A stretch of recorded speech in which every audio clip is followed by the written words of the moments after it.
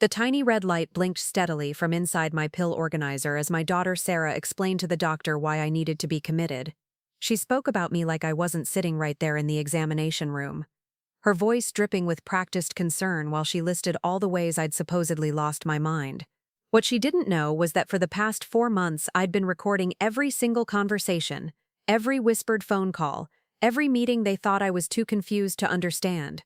The device was smaller than a breath mint, and it had captured something that would change everything. Before we jump back in, tell us where you're tuning in from, and if this story touches you, make sure you're subscribed, because tomorrow I've saved something extra special for you. My name is Marge Peterson, and at 73 years old, I'm supposed to be the sweet grandmother who bakes cookies and forgets where she put her reading glasses. That's certainly the story my family has been telling everyone for months now. But what they don't realize is that my mind is as sharp as it's ever been, and I've been watching them orchestrate my downfall with the precision of a military operation. It started 6 months ago with small things. Sarah would visit and move my medications around, then act concerned when I couldn't find them. My son David would call and ask me the same questions 3 times in one conversation, then later tell people I was repeating myself. My youngest Michael would rearrange items in my house during his visits, then express worry when I mentioned things weren't where I left them. They were gaslighting me, though I didn't know that term at the time. I just knew something felt fundamentally wrong.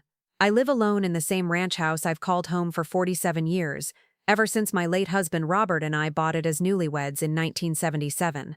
The neighborhood has changed around me, young families replacing the friends who've moved to assisted living or passed away, but this house still holds every memory that matters. The kitchen where I taught my children to cook, the living room where we opened Christmas presents, the garden where Robert proposed to renew our vows on our 25th anniversary. This isn't just a house, it's the repository of my entire life. Robert died 3 years ago after a brief battle with pancreatic cancer. We had been together for 51 years, and losing him felt like losing half of myself. But I grieved, I healed, and I adapted. I learned to live independently again, something I hadn't done since I was 22 years old. I joined a book club, volunteered at the local food bank, and maintained my small circle of close friends. I wasn't just surviving without Robert. I was creating a new chapter of my life that honored his memory while embracing my own strength. That independence apparently threatened my children more than I realized. You see, Robert had been quite successful in his career as a mechanical engineer, and over the decades we had accumulated what most people would consider significant wealth. The house alone is worth nearly $800,000, sitting on 3 acres of prime real estate that developers have been eyeing for years. Add to that Robert's pension, our investments, and the life insurance payout, and my estate totals just over $2 million. When Robert was alive, the children never seemed particularly interested in our finances. They had their own lives, their own careers, their own problems. Sarah worked as a nurse practitioner and lived comfortably with her husband in a suburban development 30 minutes away. David had built a successful accounting practice and owned a beautiful home in the historic district. Michael, the baby at 38, had struggled more financially, jumping between various business ventures and startups that never quite took off, but even he seemed to be finding his footing. Everything changed after the funeral. Suddenly they were all very concerned about my well-being. They wanted to help manage my finances, suggested I might want to downsize, offered to handle my medical appointments. Their attention felt suffocating rather than supportive, but I attributed it to grief and worry. I thought they were processing their father's death by trying to take care of me. I should have recognized the pattern sooner. It began with Sarah questioning my memory during casual conversations. "Mom, didn't you already tell me this story?" she would say when I shared something from my day. "Or are you sure that happened? You mentioned something completely different last week." At first, I second-guessed myself. Maybe I was repeating stories. Maybe grief had affected my memory more than I wanted to admit. Then David started expressing concerns about my driving. He would call and ask if I had driven anywhere that day, then lecture me about the dangers of elderly drivers. He brought up statistics about reaction times and suggested I consider giving up my license voluntarily before something terrible happened. When I protested that I'd never had an accident and passed my last vision test with flying colors, he would sigh heavily and say he was just looking out for me. Michael's approach was different, but equally unsettling. He would visit and spend hours going through old photo albums with me, but his questions felt like tests. "Who is this person, Mom?" he would ask. pointing to pictures of family friends or distant relatives. When I couldn't immediately recall someone's name, he would make a note on his phone and exchange meaningful glances with whichever sibling happened to be present. The three of them began coordinating their visits in a way they never had before. If Sarah stopped by on Monday, David would appear on Tuesday, and Michael would show up Wednesday. They were tag-teaming me, I realized later, each one building on the narrative the previous visitor had established. They were documenting my supposed decline with the thoroughness of researchers conducting a study. The breaking point came during what they called a family intervention.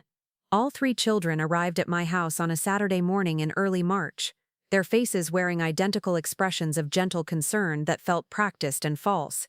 They had prepared a presentation, complete with printed materials about memory care facilities and the benefits of assisted living. Sarah took the lead, which didn't surprise me. As the eldest and a medical professional, she had always been the family spokesperson during crises. She sat across from me at my own dining room table and pulled out a folder thick with documents.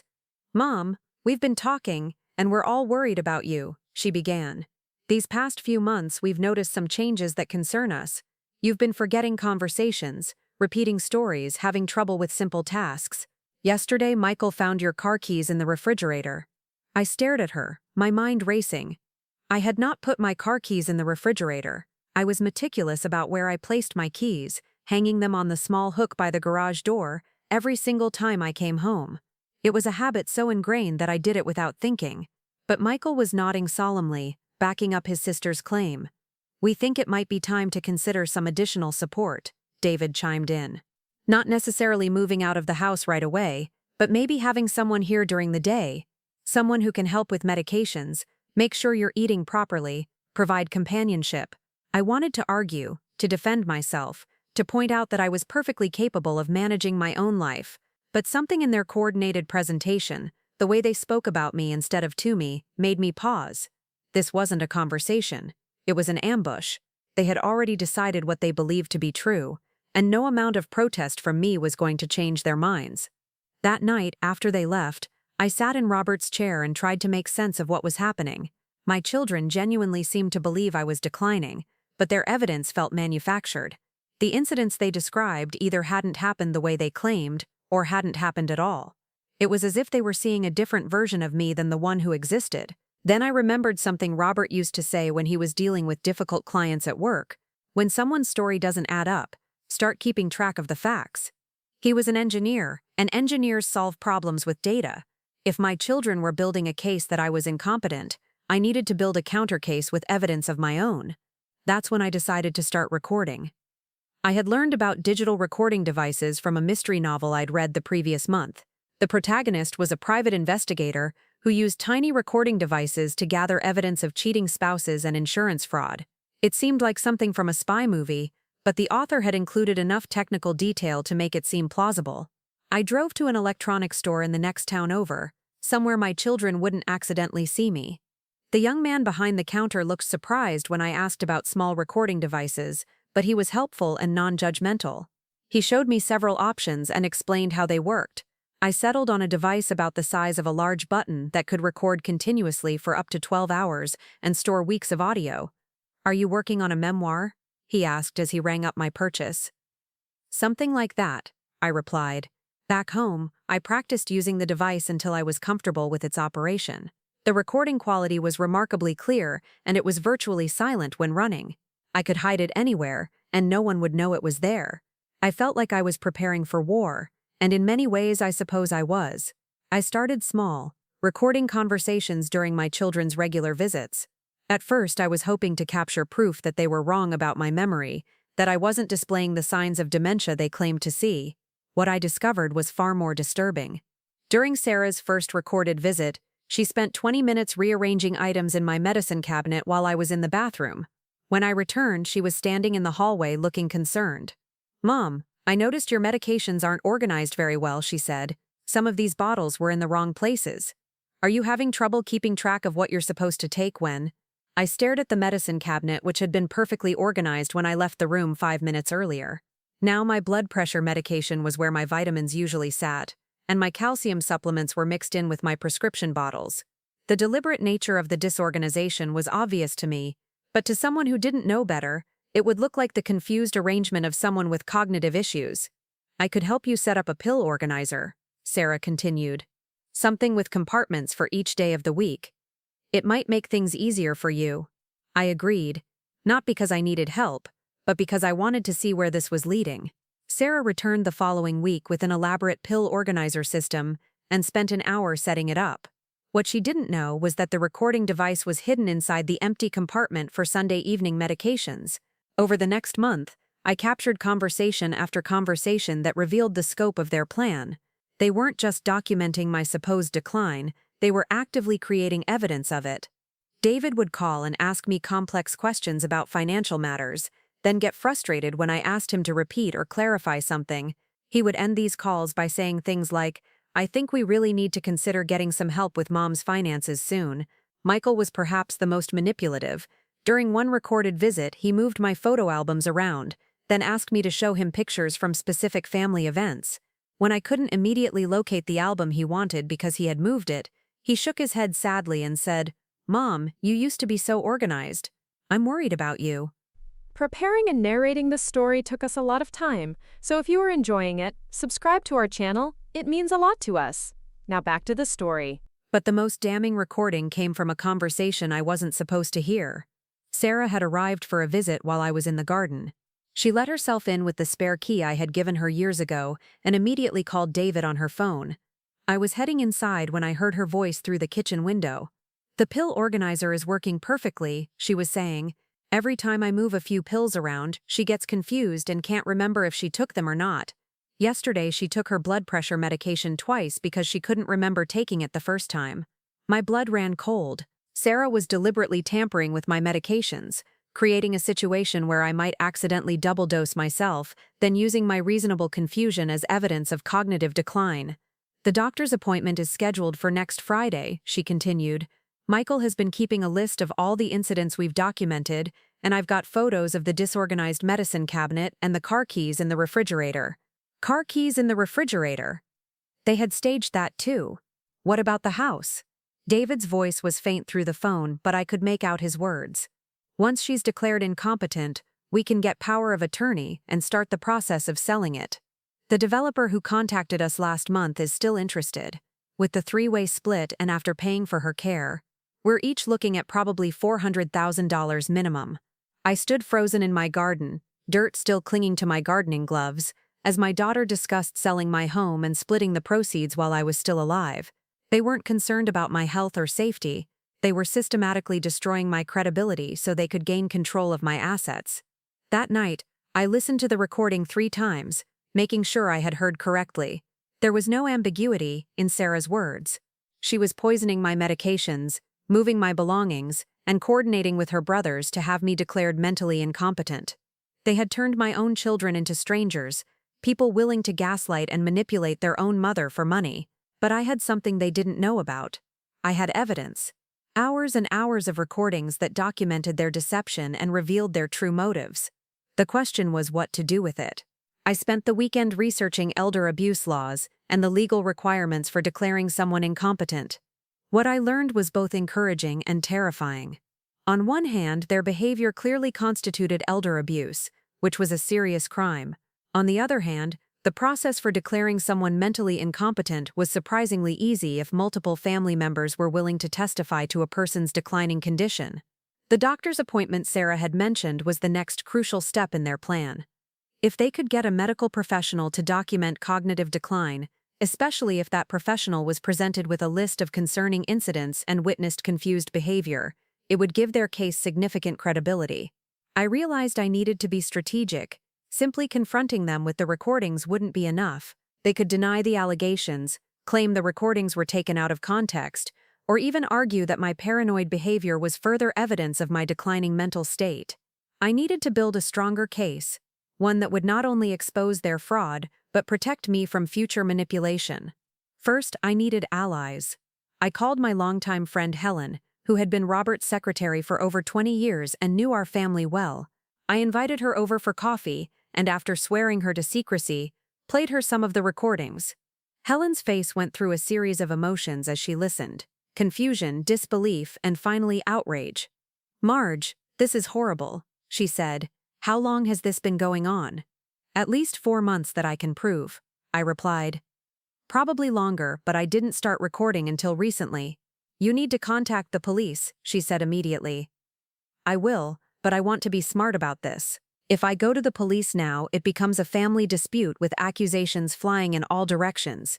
I want to catch them in the act in a way that's undeniable. Helen nodded slowly. What do you need from me?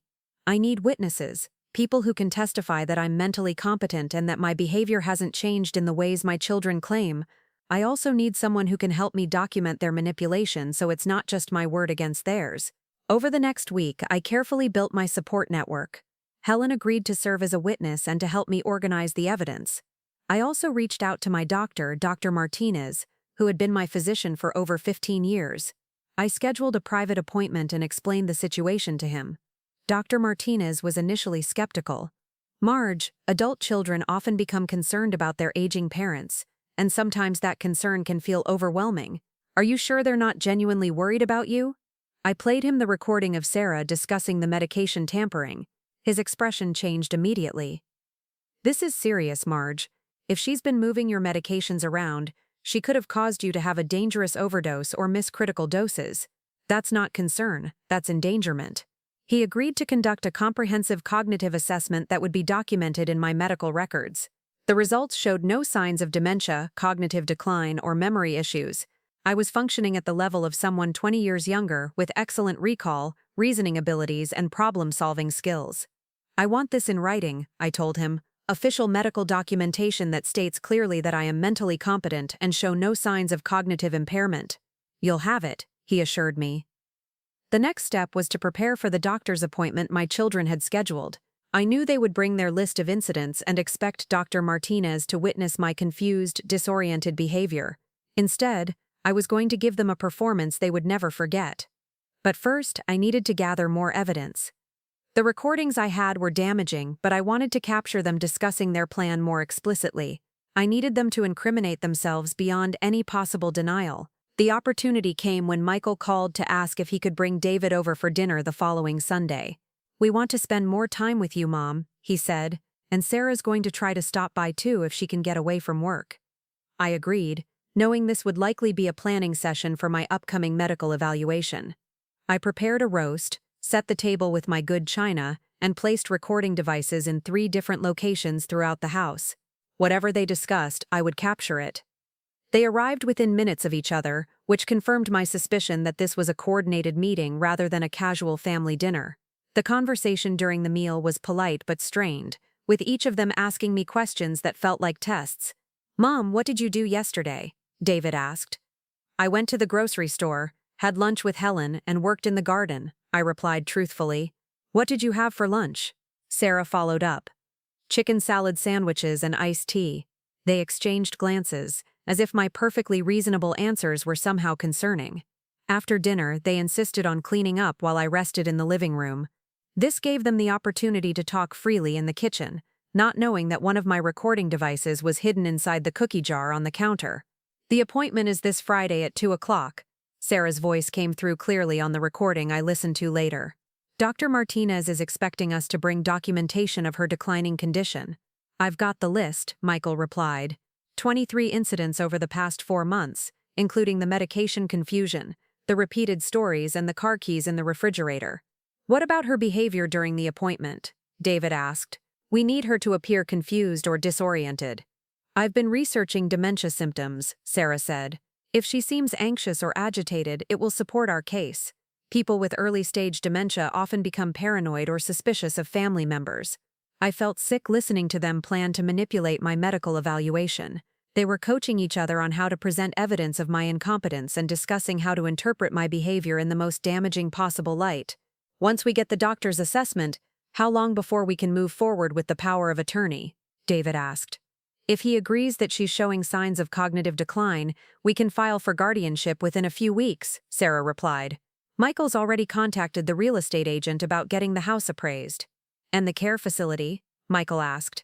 I've toured 3 options. Sunny Meadows has an opening in their memory care unit and they accept private pay. It's expensive, but we can afford it once we sell the house. They were planning to put me in a memory care facility for people with dementia based on fabricated evidence and a manipulated medical evaluation. The casual way they discussed dismantling my life was breathtaking in its cruelty. But they had made one crucial mistake. They had given me their entire playbook, recorded in their own voices, with specific dates, times, and plans. I now had everything I needed to stop them. The next morning, I called Helen and asked her to meet me at my lawyer's office. I had known James Crawford for over 30 years. He had handled Robert's estate and our wills, and I trusted him completely. James listened to the recordings with increasing alarm. When the audio ended, he sat back in his chair and shook his head. "Marge, this is one of the most disturbing cases of elder abuse I've encountered in 40 years of practice," he said. "What your children are doing isn't just unethical, it's criminal. They could face charges for elder abuse, fraud, and conspiracy." "What are my options?" I asked. "Several. We can contact the police immediately and have them arrested. We can file for a restraining order to keep them away from you. We can also contact Adult Protective Services and the state's elder abuse hotline." "What happens to the doctor's appointment on Friday?" James smiled grimly. "You're going to keep that appointment, but instead of their planned ambush, it's going to be our counterattack." We spent the next hour planning our strategy. James would contact the police and provide them with copies of the recordings, but they would hold off on making arrests until after the medical appointment. This would allow my children to incriminate themselves further while giving us additional evidence of their manipulation attempts. Dr. Martinez was brought into the plan and agreed to conduct the appointment as scheduled, but with additional witnesses present. Helen would attend as my advocate, and James would be available by phone if needed. I felt nervous but determined as Friday approached. I had spent months being gaslighted and manipulated by the people I loved most in the world. Now finally, I was going to reclaim my power and expose their deception. The morning of the appointment, I dressed carefully in my best navy blue suit and pearl necklace. I wanted to look competent and dignified, not confused or frail. I placed a final recording device in my purse, knowing that capturing their behavior during the medical evaluation would be the final piece of evidence I needed. As I drove to Dr. Martinez's office, I thought about the woman I had been 6 months ago. She had been trusting, perhaps naive, willing to believe that her children had her best interests at heart. That woman was gone, replaced by someone harder but wiser, someone who had learned that love without respect is just manipulation, wearing a prettier mask. I arrived at the medical office first and checked in with the receptionist. Helen joined me a few minutes later, squeezing my hand as we sat in the waiting room. "Are you ready for this?" she asked quietly. "I've been ready for months," I replied. "I just didn't know it yet." When Sarah, David, and Michael walked through the door 15 minutes later, their confident expressions faltered slightly when they saw Helen sitting beside me. "What's Helen doing here?" Sarah asked, her voice sharp with suspicion. "I asked her to come," I said calmly. "I thought it would be helpful to have someone here who's known me for a long time. Someone who can provide an objective perspective on my mental state." They couldn't object without seeming unreasonable, but I could see them exchanging worried glances. This wasn't part of their plan, and it was making them nervous. When Dr. Martinez called us into his office, all 5 of us crowded into the small space. He had arranged chairs in a semicircle, with his desk positioned so he could observe everyone's interactions. "I understand there are some concerns about Mrs. Peterson's cognitive function," Dr. Martinez began. "I'd like to hear from everyone about what specific changes you've observed." Sarah launched into her prepared presentation, pulling out the folder of documented incidents. She spoke professionally, using medical terminology to describe my supposed symptoms. David and Michael took turns adding details, each one building on the narrative they had constructed. As they spoke, I watched Dr. Martinez's face carefully. He was listening politely, taking notes, but I could see subtle signs that he wasn't buying their story. Occasionally he would glance at me, and I would meet his eyes steadily, showing no signs of the confusion or agitation they were describing. "Mrs. Peterson," Dr. Martinez said when they finished, "how do you respond to these concerns?" This was my moment. I had rehearsed this response, but now that the time had come, I felt completely calm. "Doctor, I appreciate my children's concern, but I have to respectfully disagree with their assessment," I began. "Over the past few months, I've noticed that items in my house have been moved around during their visits. My medications have been rearranged in ways that would make anyone confused. and I've been asked leading questions designed to make me seem forgetful or disoriented. Sarah's face flushed red. Mom, that's not true. We would never. Furthermore, I continued, reaching into my purse, I have been recording our conversations for the past 4 months, and I have documented evidence of their manipulation. The room went completely silent. David's mouth fell open, and Michael went pale. Sarah stared at me as if I had grown a second head. You've been recording us, she whispered. Yes, I have, and what I've captured is very revealing. I turned to Dr. Martinez. Would you like to hear some examples? What followed was the most satisfying 20 minutes of my life. I played selected clips from my recordings, each one more damaging than the last.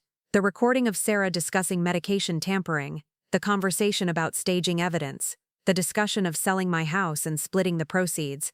As each recording played, my children's expressions changed from confusion to horror to desperate attempts at damage control. They tried to interrupt, to explain, to deny what was clearly their own voices saying things that couldn't be explained away. Dr. Martinez listened to everything without comment, taking detailed notes. When the final recording ended, he set down his pen and looked directly at my children. In 43 years of medical practice, I have never witnessed such a calculated attempt to manipulate a medical evaluation, he said. What you've described to me today bears no resemblance to the Mrs. Peterson. I've been treating for over 15 years, and these recordings make it clear why. He turned to me. Mrs. Peterson, based on my examination and these recordings, I see no evidence of cognitive decline. In fact, your ability to recognize manipulation, gather evidence, and present your case shows remarkably sharp thinking. I will be documenting in your medical records that you are mentally competent and that the concerns raised by your children appear to be unfounded and potentially fraudulent. Sarah tried one last desperate attempt. She's clearly become paranoid and suspicious. The fact that she's been secretly recording us proves that her mental state has deteriorated. Dr. Martinez shook his head. Actually, it proves that she correctly identified a threat and took appropriate action to protect herself. That's not paranoia, that's good judgment. As we left the medical office, my children tried to follow me to the parking lot, probably hoping to salvage something from the wreckage of their plan. But I had one final surprise for them. James Crawford was waiting by my car, along with 2 police officers, Sarah, David, and Michael Peterson. One of the officers said, "You're under arrest for elder abuse, conspiracy to commit fraud, and attempted theft by deception." As they were read their rights and led away in handcuffs, I felt something I hadn't experienced in months: complete peace. The war was over, and I had won not through manipulation or deception, but through patience, intelligence, and careful documentation of the truth. That evening, Helen and I sat in my living room with glasses of wine, listening to the silence of my house without the threat of unwanted visitors or manufactured crises. "How do you feel?" she asked. I considered the question carefully. How did I feel? Sad, certainly. It's devastating to discover that your own children see you as nothing more than an obstacle between them and your money.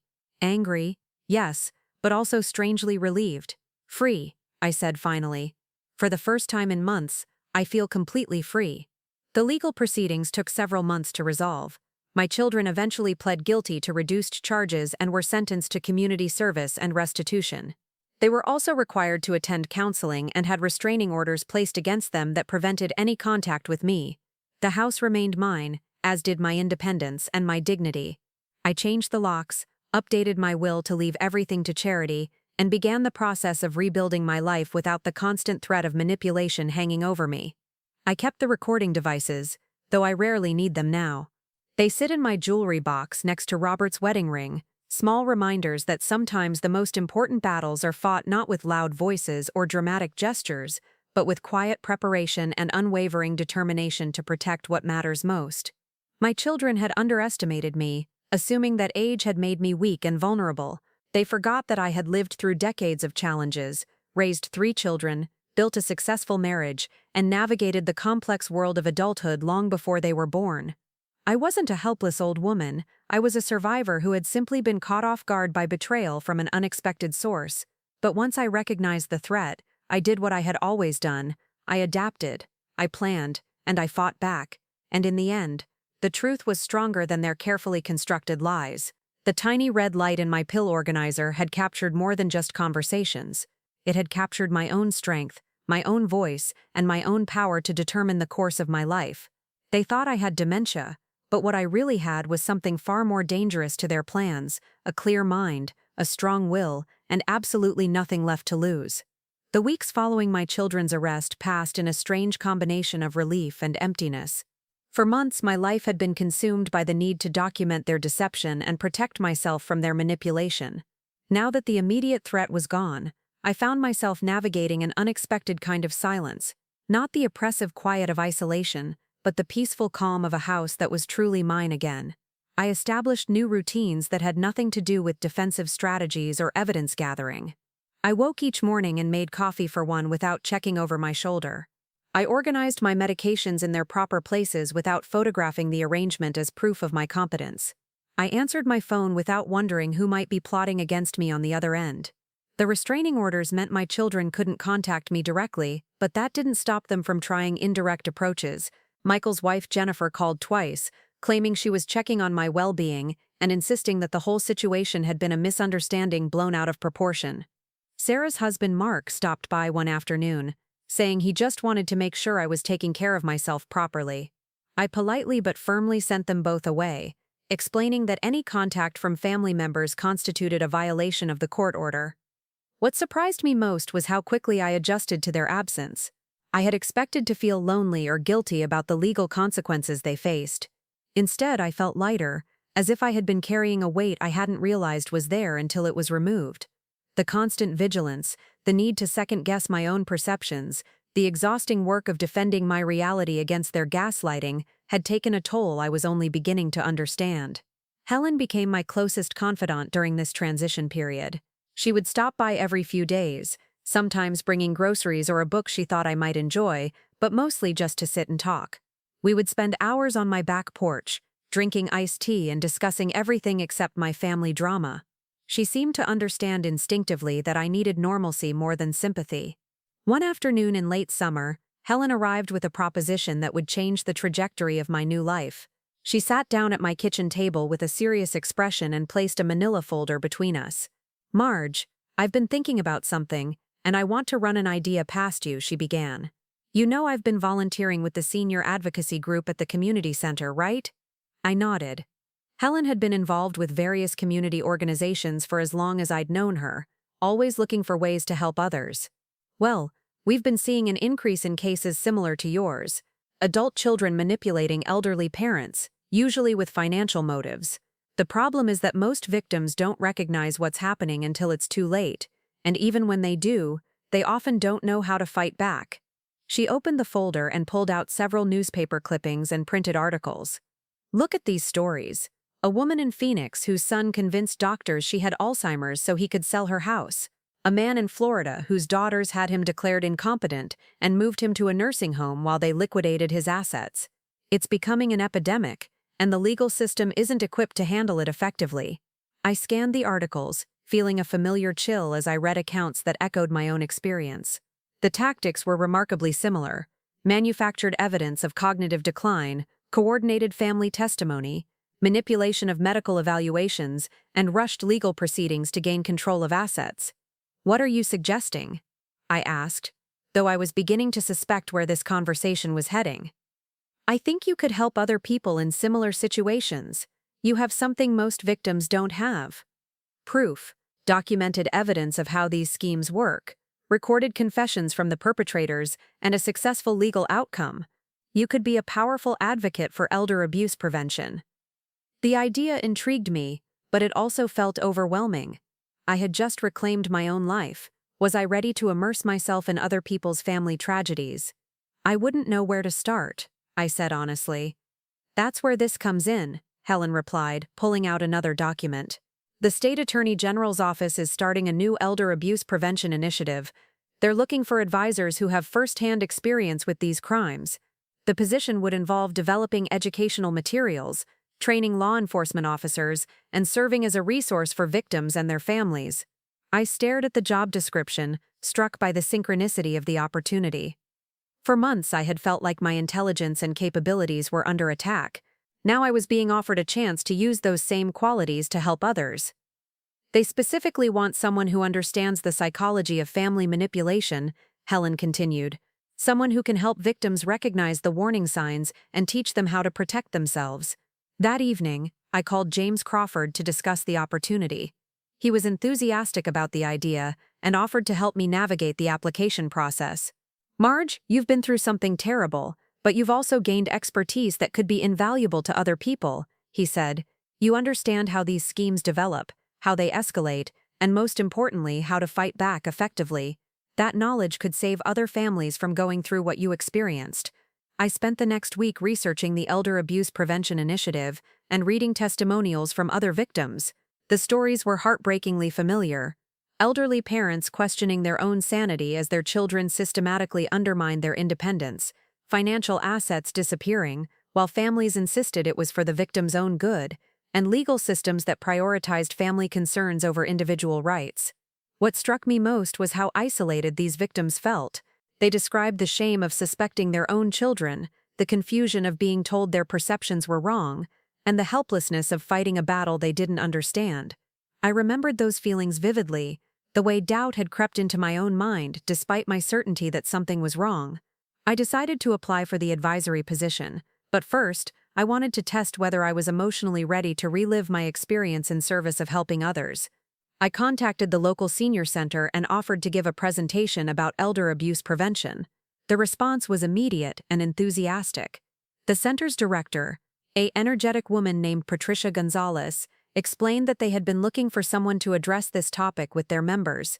We see the warning signs all the time, she told me during our planning meeting. Adult children who suddenly become very involved in their parents' finances, elderly people who seem confused about recent changes in their living situations, families who speak for their elderly relatives instead of letting them speak for themselves. But we haven't known how to address it without seeming like we're interfering in family matters. I spent 2 weeks preparing my presentation, carefully organizing my thoughts and experiences into a coherent narrative that would be educational without being overwhelming. I decided to focus on practical information, how to recognize manipulation tactics, steps to protect oneself legally and financially, and resources for getting help. The morning of the presentation, I woke up feeling nervous but determined. I dressed in my favorite burgundy blazer and pearl earrings, wanting to project competence and authority. As I drove to the senior center, I thought about how different this felt from the medical appointment where I had confronted my children. Then, I had been fighting for my own survival. Now, I was fighting for something larger. The community room was packed with about 60 people, mostly women in their 60s and 70s, but also several middle-aged adults who had come with their parents. Patricia introduced me briefly, mentioning only that I had personal experience with elder abuse and had successfully protected myself from manipulation. I began by sharing some statistics about elder abuse, establishing the scope of the problem without diving immediately into personal details. Then I outlined the most common manipulation tactics, explaining how they worked and why they were effective. Family manipulation is particularly insidious because it exploits our natural trust in the people we love, I explained. We want to believe that our children have our best interests at heart, so we give them the benefit of the doubt even when their behavior suggests otherwise. I could see recognition in several faces as I described gaslighting techniques and manufactured evidence. A woman in the front row was nodding vigorously, and a man near the back was taking detailed notes. Then I made the decision to share my own story. I had debated whether to include personal details, but seeing the engaged faces of my audience, I realized that abstract warnings wouldn't be as powerful as concrete examples. 6 months ago, I was in a very similar situation to what some of you might be experiencing, I began. My 3 adult children had convinced themselves, and were trying to convince others, that I was developing dementia. I told them about the gradual escalation of manipulation, the staged evidence, and the coordinated campaign to have me declared incompetent. I explained how I had recognized what was happening and documented the abuse, and I shared the outcome of the legal proceedings. The response was immediate and intense. As soon as I finished speaking, hands shot up around the room. The questions came rapid fire, each one revealing another family's struggle with similar issues. My daughter keeps insisting I need help managing my finances, but I've been handling money just fine for 70 years, said one woman. She wants me to give her power of attorney just in case, but something about it feels wrong. My son moved back in with me after his divorce, and now he's always pointing out things I've supposedly forgotten or done wrong, shared another. I'm starting to question my own memory. "How do you know the difference between genuine concern and manipulation?" asked a man whose wife sat beside him, squeezing his hand supportively.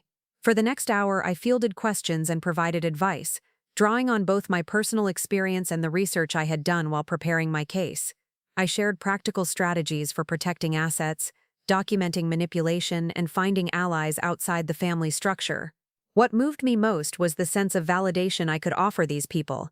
Many of them had been questioning their own perceptions, wondering if they were being paranoid or ungrateful. Hearing my story seemed to give them permission to trust their instincts and take their concerns seriously. After the formal presentation ended, several people approached me individually to share more details about their situations. An elderly man named Frank told me his son had been pressuring him to sell his house and move in with the son's family, using increasingly aggressive tactics when Frank refused. A woman named Dorothy described how her daughter had gradually taken over all her medical appointments, speaking for her and making decisions without consulting her. "I feel like I'm disappearing," Dorothy said quietly, "like I'm becoming invisible in my own life." I understood that feeling completely. It was exactly how I had felt during the months when my children were systematically erasing my agency and competence. As I drove home that evening, I felt energized in a way I hadn't experienced since before Robert's death. The presentation had reminded me that I had valuable knowledge and hard-won expertise that could genuinely help other people. More than that, it had shown me a path forward that could give meaning to the trauma I had endured. I called Helen as soon as I got home and told her about the evening's success. "I want to apply for that advisory position," I said, "and I want to do more presentations like tonight. There are so many people out there who need to hear this information." "I'm proud of you, Marge," she replied. "You've taken something horrible and found a way to use it for good." The application process for the state position took several weeks, involving interviews, background checks, and reference verifications. During that time, I continued giving presentations at senior centers, community groups, and even some law enforcement agencies that were interested in better understanding elder abuse dynamics. Each presentation taught me something new about the scope and complexity of the problem. I learned that financial manipulation often started years before victims recognized it, with small boundary crossings that gradually escalated. I discovered that many elderly people were reluctant to report abuse because they didn't want to cause trouble for their families or were ashamed that their own children would treat them badly. Most importantly, I realized that education and prevention were just as crucial as intervention and enforcement. Many cases of elder abuse could be prevented if potential victims understood the warning signs and took protective steps early in the process. The State Attorney General's office contacted me in early October with news that I had been selected for the advisory position. The role would involve developing educational curricula, training materials for law enforcement and social services, and support resources for victims and their families. My first official project was creating a comprehensive guide for recognizing and responding to family-based financial elder abuse. I worked with attorneys, social workers, and law enforcement officers to develop materials that were both legally accurate and accessible to elderly people who might be experiencing manipulation.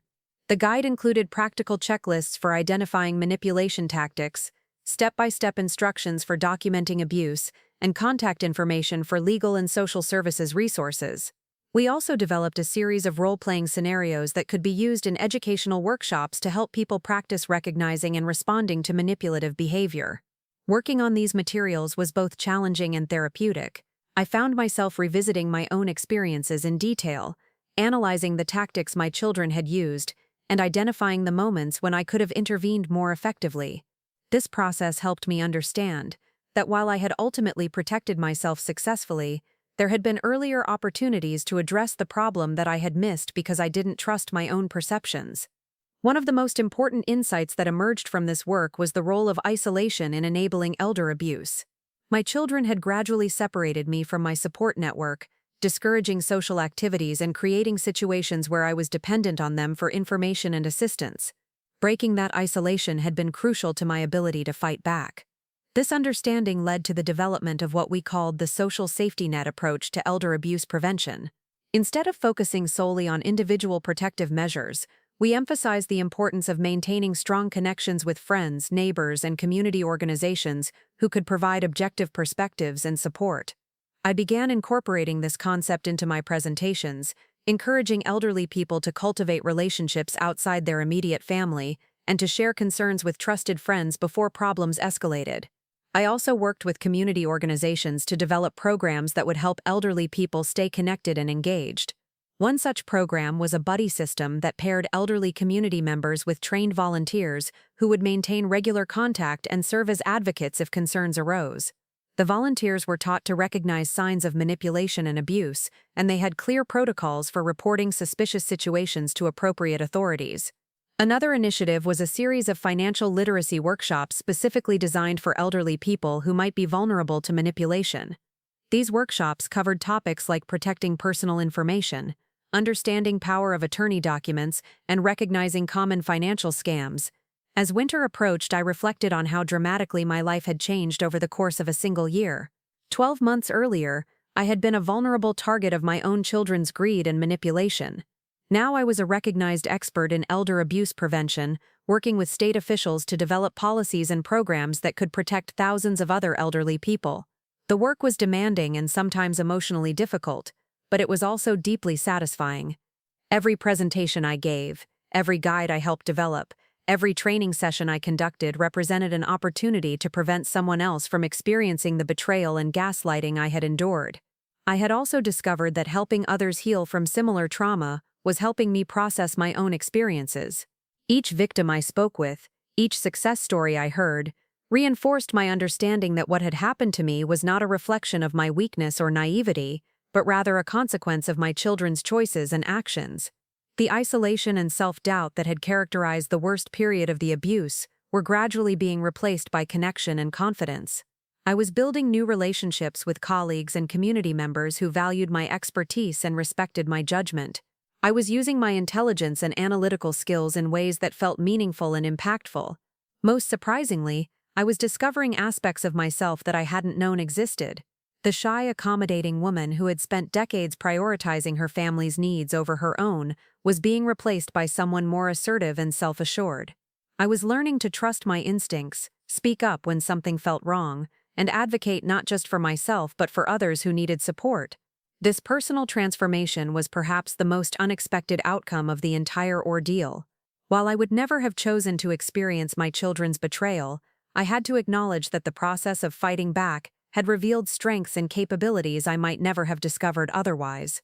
As the year drew to a close, I received a letter that brought my personal and professional growth full circle.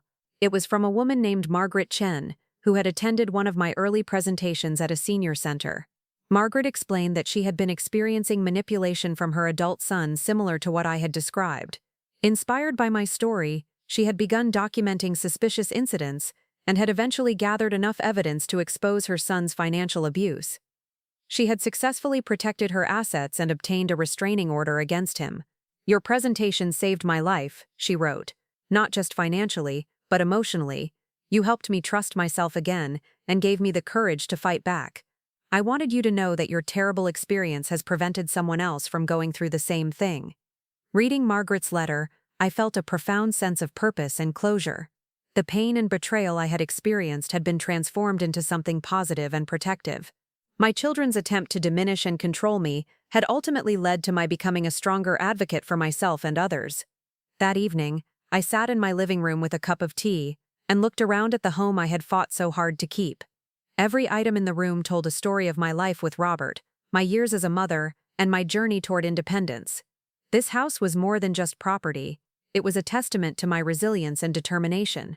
I thought about my children and wondered if they ever reflected on what they had lost through their greed and manipulation. They had sacrificed their relationship with their mother, their children's grandmother, and their own integrity for money they would never receive. In trying to gain control of my assets, they had lost something far more valuable, the love and respect of the woman who had given them life. But their loss had become my liberation. In fighting their manipulation, I had rediscovered my own strength. In documenting their abuse, I had developed skills that were now helping others. In refusing to be silently victimized, I had found my voice as an advocate and educator. The little recording device that had captured their plotting was still in my jewelry box, a reminder of the power of preparation and the importance of trusting one's instincts. But now it was accompanied by letters from other victims I had helped, certificates from training programs I had developed, and awards recognizing my contributions to elder abuse prevention. As I prepared for bed that night, I felt grateful for the unexpected direction my life had taken. I had not chosen this path, but I had walked it with determination and dignity. I had refused to be diminished by other people's greed and had instead found ways to grow stronger and more purposeful. Tomorrow would bring new challenges and new opportunities to help other elderly people protect themselves from manipulation and abuse. I would continue developing educational programs, training law enforcement officers, and advocating for stronger legal protections for vulnerable adults. But tonight, I was simply a 73-year-old woman who had faced betrayal and emerged victorious, who had turned trauma into advocacy, and who had learned that sometimes the most important battles are fought not with weapons but with wisdom, patience, and an unwavering commitment to the truth. The war my children had started was over, and I had won not just my freedom, but a new understanding of my own capabilities and worth. They had tried to convince the world that I was losing my mind, but in fighting their lies, I had found my true self. Spring arrived with an unexpected phone call that would test everything I had learned about trust, family, and forgiveness. I was in my garden, planting the tomato seedlings I had started on my kitchen windowsill, when my phone buzzed with an unknown number. I almost let it go to voicemail, but something made me answer. "Hello, is this Marge Peterson?"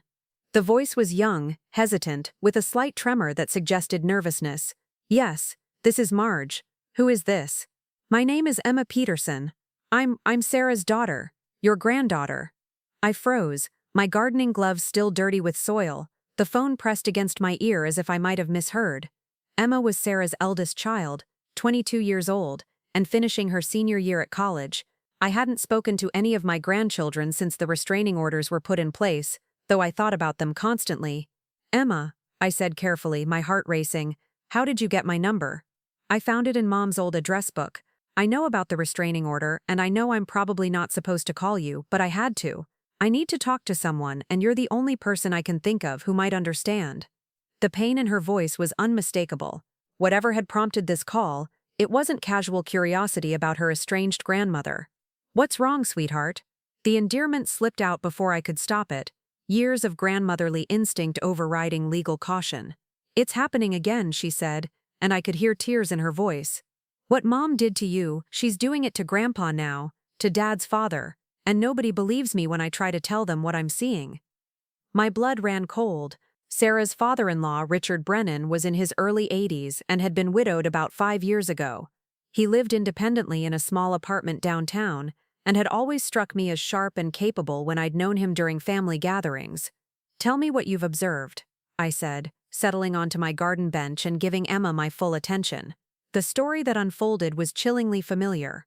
Sarah had gradually inserted herself into Richard's life, ostensibly to help him manage his affairs after his wife's death. She had convinced him to give her power of attorney over his financial matters, claiming it would make things easier for tax purposes and bill paying. She had begun questioning his memory and decision-making abilities, particularly around other family members. "She keeps telling Dad that Grandpa is getting confused and forgetting things," Emma explained.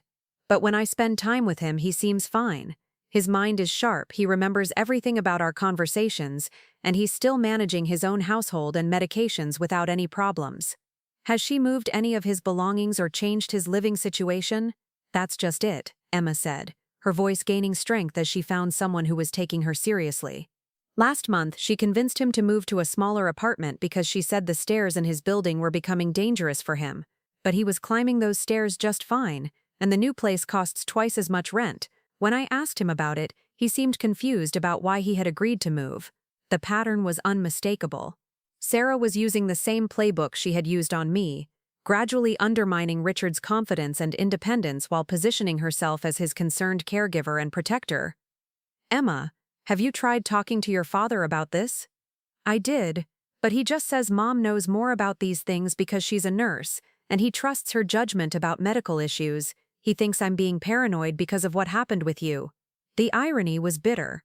My own son was dismissing his daughter's concerns about manipulation tactics while failing to recognize that his wife was using those exact same tactics on his father. "What about other family members?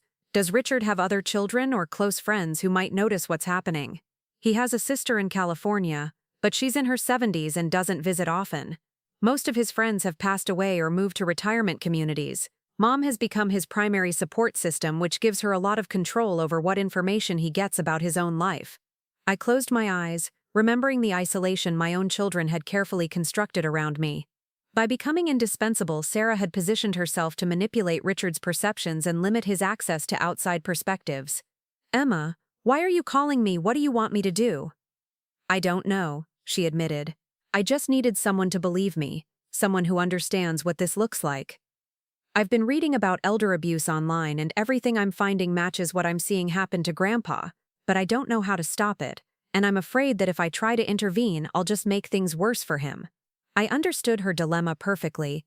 Emma was in the same position I had been in during the early stages of my children's manipulation, seeing clearly what was happening, but lacking the evidence or support to effectively challenge it. "Would you be willing to document what you're observing?" I asked. "The same way I documented what your mother and uncles were doing to me." "You mean record conversations?"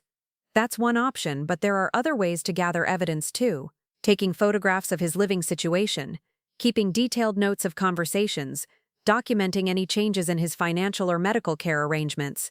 The key is creating an objective record that can't be dismissed as misperception or family drama."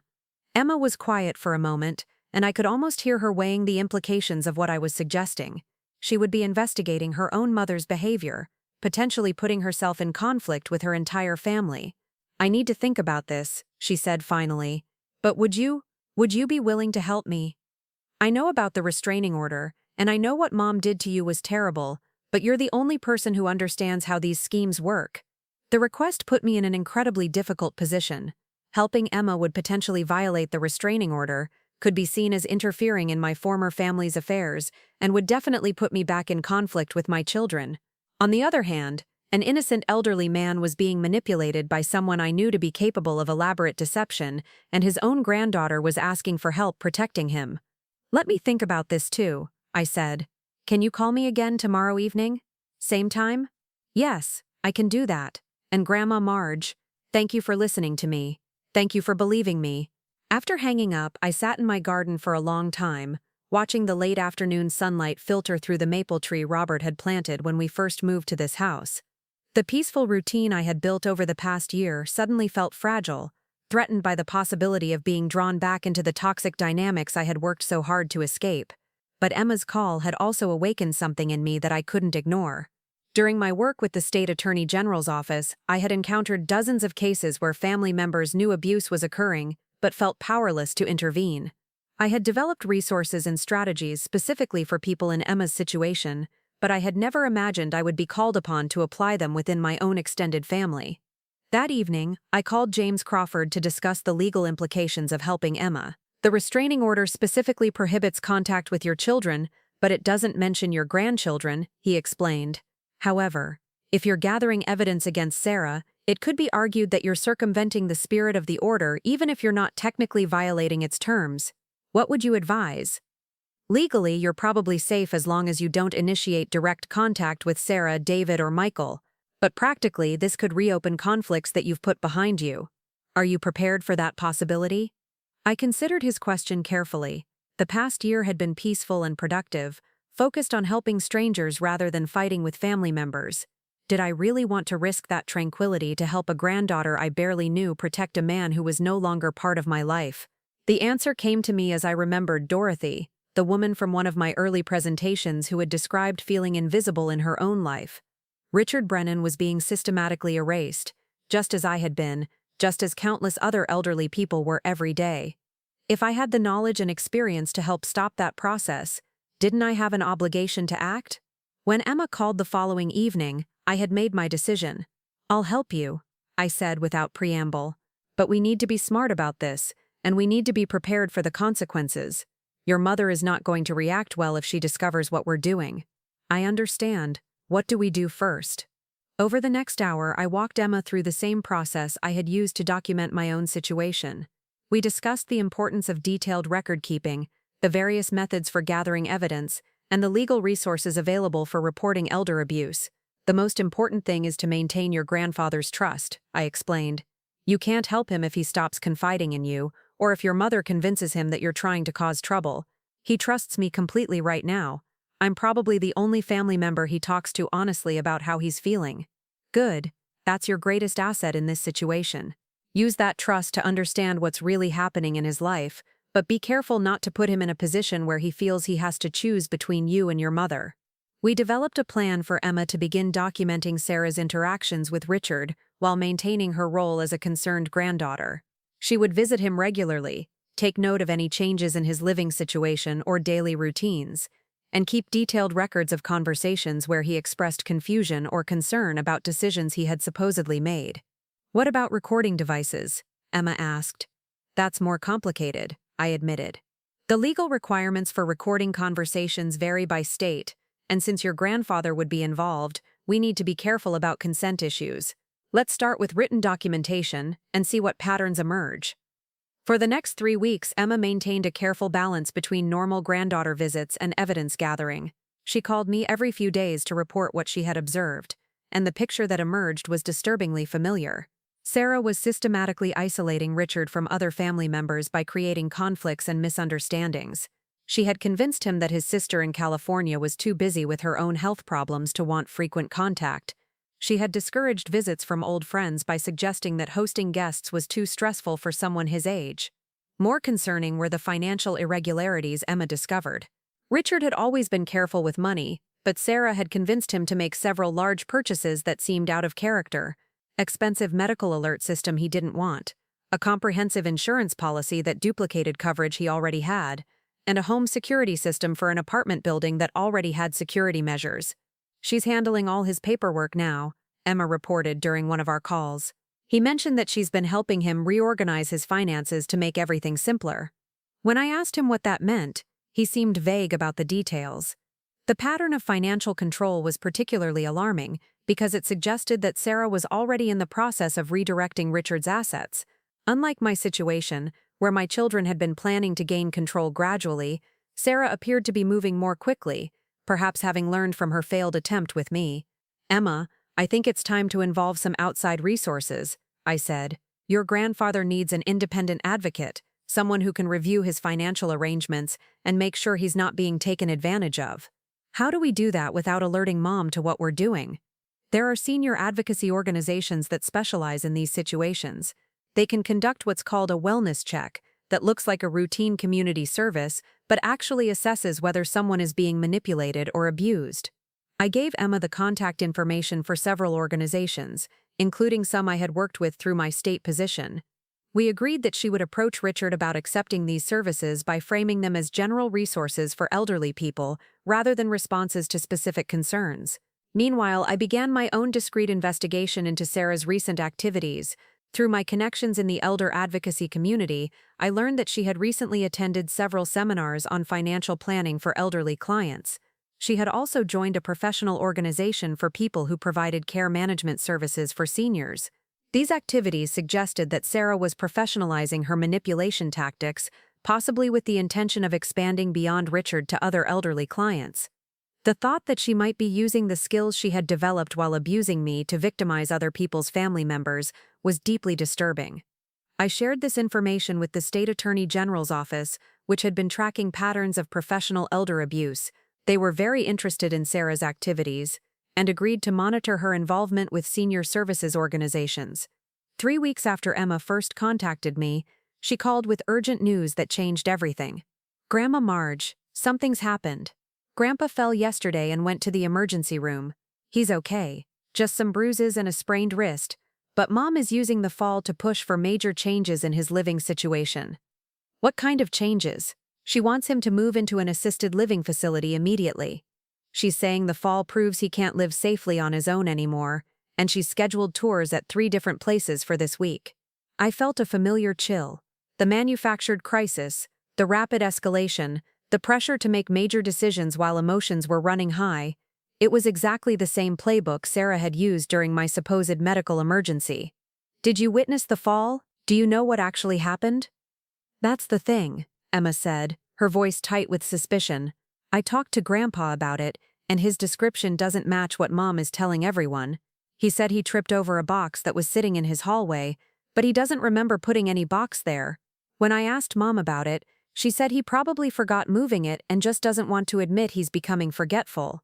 The staged accident was a new escalation in Sarah's tactics, more dangerous than anything she had attempted with me. By creating a situation that could have seriously injured Richard, she was demonstrating a level of callousness that went beyond financial manipulation. Emma, this has gone beyond what we can handle on our own. Your grandfather is in immediate danger, and we need to involve the authorities. What do you mean? I mean, we need to contact Adult Protective Services and the police. If your mother staged that fall, she committed a serious crime. If she's using it to pressure your grandfather into decisions he's not capable of making in his current emotional state, that's exploitation. Emma was quiet for a long moment. When she spoke again, her voice was shaky but determined. What do I need to do? I walked her through the process of filing an elder abuse report, emphasizing the importance of providing specific details and timeline information. I also gave her the contact information for James Crawford, explaining that Richard might need his own legal representation if Sarah tried to use the fall as evidence of his incompetence. There's something else, I said. I think it's time for me to get directly involved. Your grandfather needs an advocate who understands how these manipulation schemes work, and I may be the only person available who has that experience. But what about the restraining order? The restraining order protects me from your mother, but it doesn't prevent me from helping her victim. If I'm careful about how I approach this, I can provide support for your grandfather without violating any legal restrictions.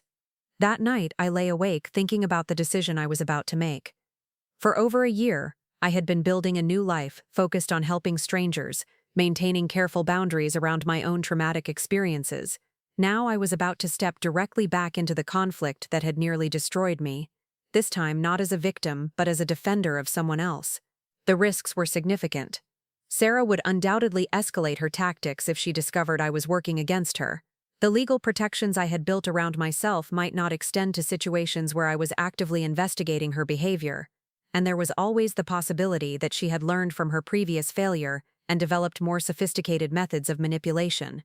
But Richard Brennan deserved the same chance I had been given, the opportunity to understand what was being done to him and to fight back with support from people who believed him. If I could provide that support, if I could use my hard-won expertise to protect another elderly person from the same abuse I had endured, then the risks were worth taking. The next morning, I called the State Attorney General's office and requested a meeting with the Elder Abuse Unit.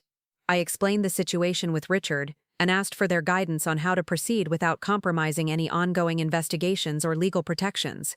The response was more supportive than I had expected. The unit supervisor, a sharp woman named Detective Angela Rodriguez, explained that they had been looking for an opportunity to investigate Sarah's activities more thoroughly. Your daughter-in-law has come to our attention in connection with several other cases, she said. We've been tracking a pattern of people who attend financial planning seminars and then target elderly clients for various forms of manipulation. Sarah fits the profile, and if she's abusing her father-in-law, it gives us grounds for a more comprehensive investigation. What would that investigation involve? We'd want to document everything that's happening with Mr. Brennan, but we'd also be looking at her other activities, financial records, client lists, if she has any, communication with other people in the senior services industry.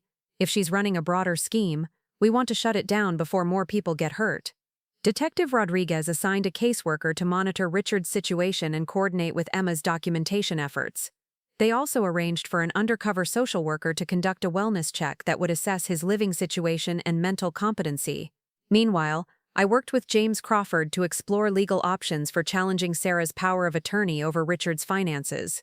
If we could prove that she had obtained that authority through deception or while Richard was under duress, it might be possible to have it revoked. The key is establishing a timeline, James explained. If we can show that her manipulation began before she obtained power of attorney, we can argue that his consent was not freely given. Emma's documentation was crucial for establishing that timeline. Her careful notes revealed a pattern of escalating control that had begun almost immediately after Richard's wife died. Sarah had inserted herself into his life during a period of grief and vulnerability, then gradually expanded her influence until she was making decisions about his finances, healthcare, and living arrangements. The assisted living facility tours that Sarah had scheduled became our first opportunity to observe her manipulation tactics directly. Emma convinced Richard to let her accompany him to the visits, positioning herself as a supportive granddaughter who wanted to help him make an informed decision. What she witnessed and documented was a masterclass in psychological manipulation. Sarah had pre-selected facilities that were significantly more expensive than Richard's current living costs, but she presented them as necessary for his safety and well-being. When Richard expressed concerns about the cost, or questioned whether he really needed such intensive care, Sarah would remind him of his recent fall and suggest that his judgment might be compromised by the trauma. She kept saying things like, "Dad, I know this is hard to accept, but we have to face reality about your limitations," Emma reported. And every time he tried to argue or ask questions, she'd interrupt him and speak to the facility staff as if he wasn't there. The pattern was identical to what Sarah had done during my medical appointments, speaking for the elderly person and interpreting their responses in ways that supported her narrative of decline and incompetence. But Emma's presence as a witness and advocate changed the dynamic significantly. When Richard expressed preferences or concerns, Emma would acknowledge them and ask follow-up questions that demonstrated she was taking his opinions seriously. This support seemed to give him confidence to be more assertive about his own needs and preferences. After the third facility tour, Richard told Emma privately that he didn't want to move to assisted living at all. "I don't understand why Sarah thinks I need all this help," he said. "I've been managing fine on my own, and I like my independence, but she seems so worried about me, and she knows more about medical things than I do." Emma gently encouraged him to trust his own feelings about his living situation, while also expressing support for his autonomy. "Grandpa, what do you think would help you feel safer at home?" she asked. "Are there specific things you're worried about, or is this more about what other people think you should do?" "I think it's more about what other people think," he admitted. "After the fall, everyone's been treating me like I'm suddenly fragile, but I've had falls before, and I've always been fine." This conversation gave Emma the opening she needed to suggest that Richard might benefit from talking to someone independent about his options, someone who wasn't emotionally invested in any particular outcome. "There are people who specialize in helping seniors figure out what kind of support they actually need," she explained. "They're not trying to sell you anything or convince you to make any specific choices. They just help you understand your options." Richard was interested in this idea, especially when Emma explained that such a consultation could help him make decisions that felt right to him rather than decisions based on other people's fears. The independent assessment was conducted by a geriatric social worker who specialized in capacity evaluations. She spent several hours with Richard, reviewing his medical history, assessing his cognitive function, and discussing his preferences for his living situation. Her report was unambiguous. Richard was mentally competent to make his own decisions about his living arrangements, had no significant physical limitations that would require assisted living, and was capable of continuing to live independently with minimal support services. More importantly, she documented several concerning aspects of Sarah's involvement in his care. The power of attorney documents had been signed shortly after Richard's wife's death, when he was grieving and potentially vulnerable to pressure. The financial changes Sarah had implemented were not in Richard's best interests and appeared designed to benefit the person managing his accounts rather than Richard himself. Armed with this independent assessment, James Crawford was able to file a motion to revoke Sarah's power of attorney and request a full investigation of her financial management of Richard's affairs. The motion hearing was scheduled for a Friday morning in late spring. Emma would testify about what she had observed. The social worker would present her assessment, and I would provide expert testimony about elder abuse patterns and manipulation tactics. Sarah's response to the legal challenge was swift and predictable. She filed counter-motions claiming that Richard was being manipulated by family members who were trying to gain access to his assets. She argued that the investigation was being driven by my desire for revenge against her, and that Emma was being used as a pawn in a larger family conflict. But Sarah had made a crucial error in her strategy. By focusing her defense on attacking my motives and credibility, she was essentially admitting that I had been right about her manipulation tactics. If I had been paranoid or delusional when I accused her of elder abuse, as she had claimed during my own legal proceedings, then my involvement in Richard's case should have been easily dismissed as more evidence of my mental instability. Instead, her aggressive response to my participation suggested that she recognized me as a legitimate threat, someone whose experience and knowledge could expose her methods. The hearing itself was less dramatic than I had anticipated, but more satisfying than I had dared to hope. Richard testified clearly and confidently about his preferences for his living situation and his concerns about the financial decisions that had been made on his behalf. Emma presented her documentation with the precision of someone who had learned to be a careful observer. The social worker's assessment spoke for itself. When I took the stand to provide expert testimony about elder abuse patterns, I felt none of the nervousness I had experienced during my own legal proceedings. This time, I was not fighting for my own credibility or defending my own perceptions. I was simply sharing knowledge that could help protect someone else. Sarah's attorney tried to discredit my testimony by emphasizing my personal relationship to the case and my obvious bias against Sarah. But the prosecutor was prepared for this line of attack. "Mrs. Peterson," she said, "in your professional work with the State Attorney General's office, how many cases of elder abuse have you reviewed?" "Over 200 documented cases in the past year," I replied. "And in your expert opinion, do the tactics you observed in your own case match the patterns you've seen in other cases of family-based elder abuse?" "Yes, they do. The isolation, the manufactured evidence of incapacity, the financial manipulation, and the pressure to make major life decisions during periods of vulnerability are all common elements in these cases. Does the case of Mr. Brennan fit these same patterns?" "Unfortunately, yes. The tactics being used against Mr. Brennan are nearly identical to those documented in many other cases of elder abuse." The judge's ruling was comprehensive and damning. Sarah's power of attorney was immediately revoked, and she was ordered to provide a full accounting of all financial transactions she had conducted on Richard's behalf. The assisted living placement was suspended pending Richard's own decision about his living arrangements. Most importantly, the judge ordered a full investigation into Sarah's other activities as a care manager and financial advisor for elderly clients. As we left the courthouse that day, Richard walked with Emma and me to the parking lot.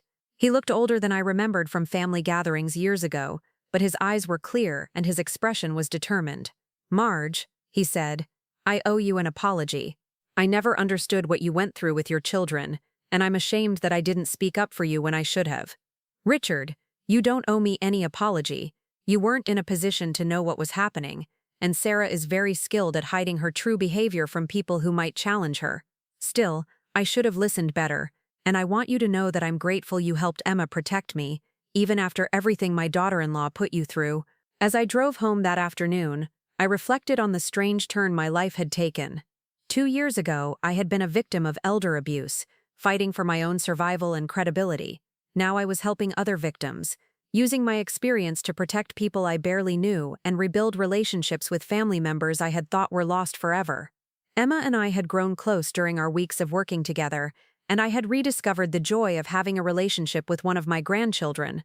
She was smart, compassionate, and brave enough to challenge injustice even when it came from within her own family. "Grandma Marge," she had said after the hearing, "I want to keep learning about this work you do. I want to understand how to help other people who are going through what Grandpa went through." The prospect of mentoring Emma in elder advocacy work filled me with a sense of legacy and continuity that I hadn't expected to find. Perhaps the traumatic experience of my children's betrayal would ultimately result in something positive for future generations. That evening, I sat in my garden with a glass of wine and thought about the complicated nature of family relationships. Sarah, David, and Michael had hurt me deeply, but their actions had also led to personal growth and professional purpose that I might never have discovered otherwise. Emma's courage in reaching out to me had not only protected her grandfather, but had also given me the opportunity to reconnect with a part of my family that I had thought was lost forever. The little recording devices in my jewelry box had started as tools of survival, but they had evolved into symbols of empowerment and justice. The skills I had learned in protecting myself were now being used to protect others, and the voice I had found in defending my own dignity was being used to advocate for people who hadn't yet found their own voices. As the sun set over my garden, I felt grateful for the unexpected paths that life had offered me. I had not chosen to become an expert in elder abuse, but I had embraced that role with determination and purpose. I had not planned to become estranged from my own children, but I had used that painful experience to build stronger relationships with people who shared my values and respected my worth. The war that my children had started was finally over, not because they had been defeated, but because I had grown beyond the need to fight them. I had found my own power, my own voice, and my own purpose. And in doing so, I had discovered that sometimes the most meaningful victories are not about defeating our enemies, but about becoming the person we were meant to be all along. The investigation into Sarah's broader activities uncovered a network of elder exploitation that reached far beyond anything I had imagined during my own ordeal. What Detective Rodriguez and her team discovered was not just isolated incidents of family manipulation, but a sophisticated operation that targeted vulnerable elderly people across 3 states. Sarah had been operating under multiple professional identities, presenting herself as a certified elder care consultant, a financial advisor specializing in senior services, and a healthcare advocate for people with cognitive impairments. She had created convincing websites, obtained legitimate-looking credentials from questionable certification organizations, and built a client base of elderly people who trusted her completely. The modus operandi was remarkably consistent across all her cases. She would identify elderly people who were recently widowed, socially isolated, or dealing with minor health issues. She would offer her services as a compassionate professional who specialized in helping seniors navigate the complex challenges of aging. Once she gained their trust, she would gradually assume control over their finances, healthcare decisions, and living arrangements. What made Sarah's operation particularly insidious was her medical background. As a nurse practitioner, she had the knowledge and credibility to convince both victims and their families that her recommendations were medically necessary. She could identify medications that might cause confusion if taken incorrectly, create situations that would make elderly people appear disoriented, and speak authoritatively about cognitive decline in ways that discouraged questions or second opinions. The investigation revealed that over the past 3 years, Sarah had defrauded at least 15 elderly clients out of a combined total of nearly $2 million. Some had lost their homes, others had been placed in expensive care facilities against their wishes, and several had been isolated from family members who might have questioned Sarah's influence. One case was particularly heartbreaking. An 80-year-old woman named Dorothy Martinez had hired Sarah to help manage her medications after a minor stroke. Within 6 months, Sarah had convinced Dorothy that she was developing dementia and needed comprehensive care management. Dorothy's daughter lived in another state and relied on Sarah's reports about her mother's condition. By the time the daughter realized something was wrong, Dorothy had signed over power of attorney to Sarah and had been moved to a memory care facility that cost $8,000 per month. Dorothy had died in that facility, confused and alone, still believing that her own daughter had abandoned her because she was too much trouble to care for. Her daughter only learned the truth when the state investigation began, and Detective Rodriguez contacted her with questions about Sarah's involvement in her mother's care. Learning about Dorothy's case affected me more deeply than I had expected. I could so easily have ended up in her situation, isolated in an expensive facility, while my children divided my assets and told themselves they were doing what was best for me. The only difference was that I had recognized the manipulation early enough to fight back, and I had been fortunate enough to have friends and resources that many elderly people lack. The scope of Sarah's operation also explained why she had been so confident during the manipulation of both Richard and me. She had practiced these techniques on multiple victims, refined her methods based on what worked most effectively, and developed contingency plans for dealing with resistance or suspicion. Detective Rodriguez shared with me some of the evidence they had gathered from Sarah's computer and files.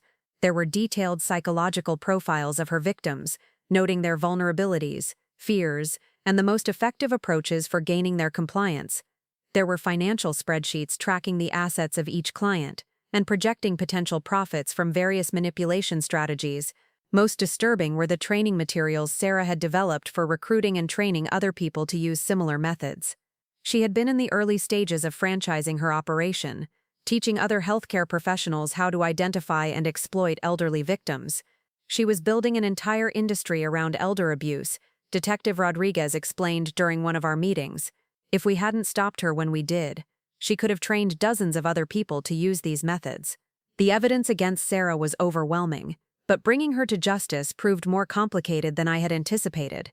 She had been careful to operate within legal gray areas, using legitimate-sounding contracts and power of attorney documents to cover her activities.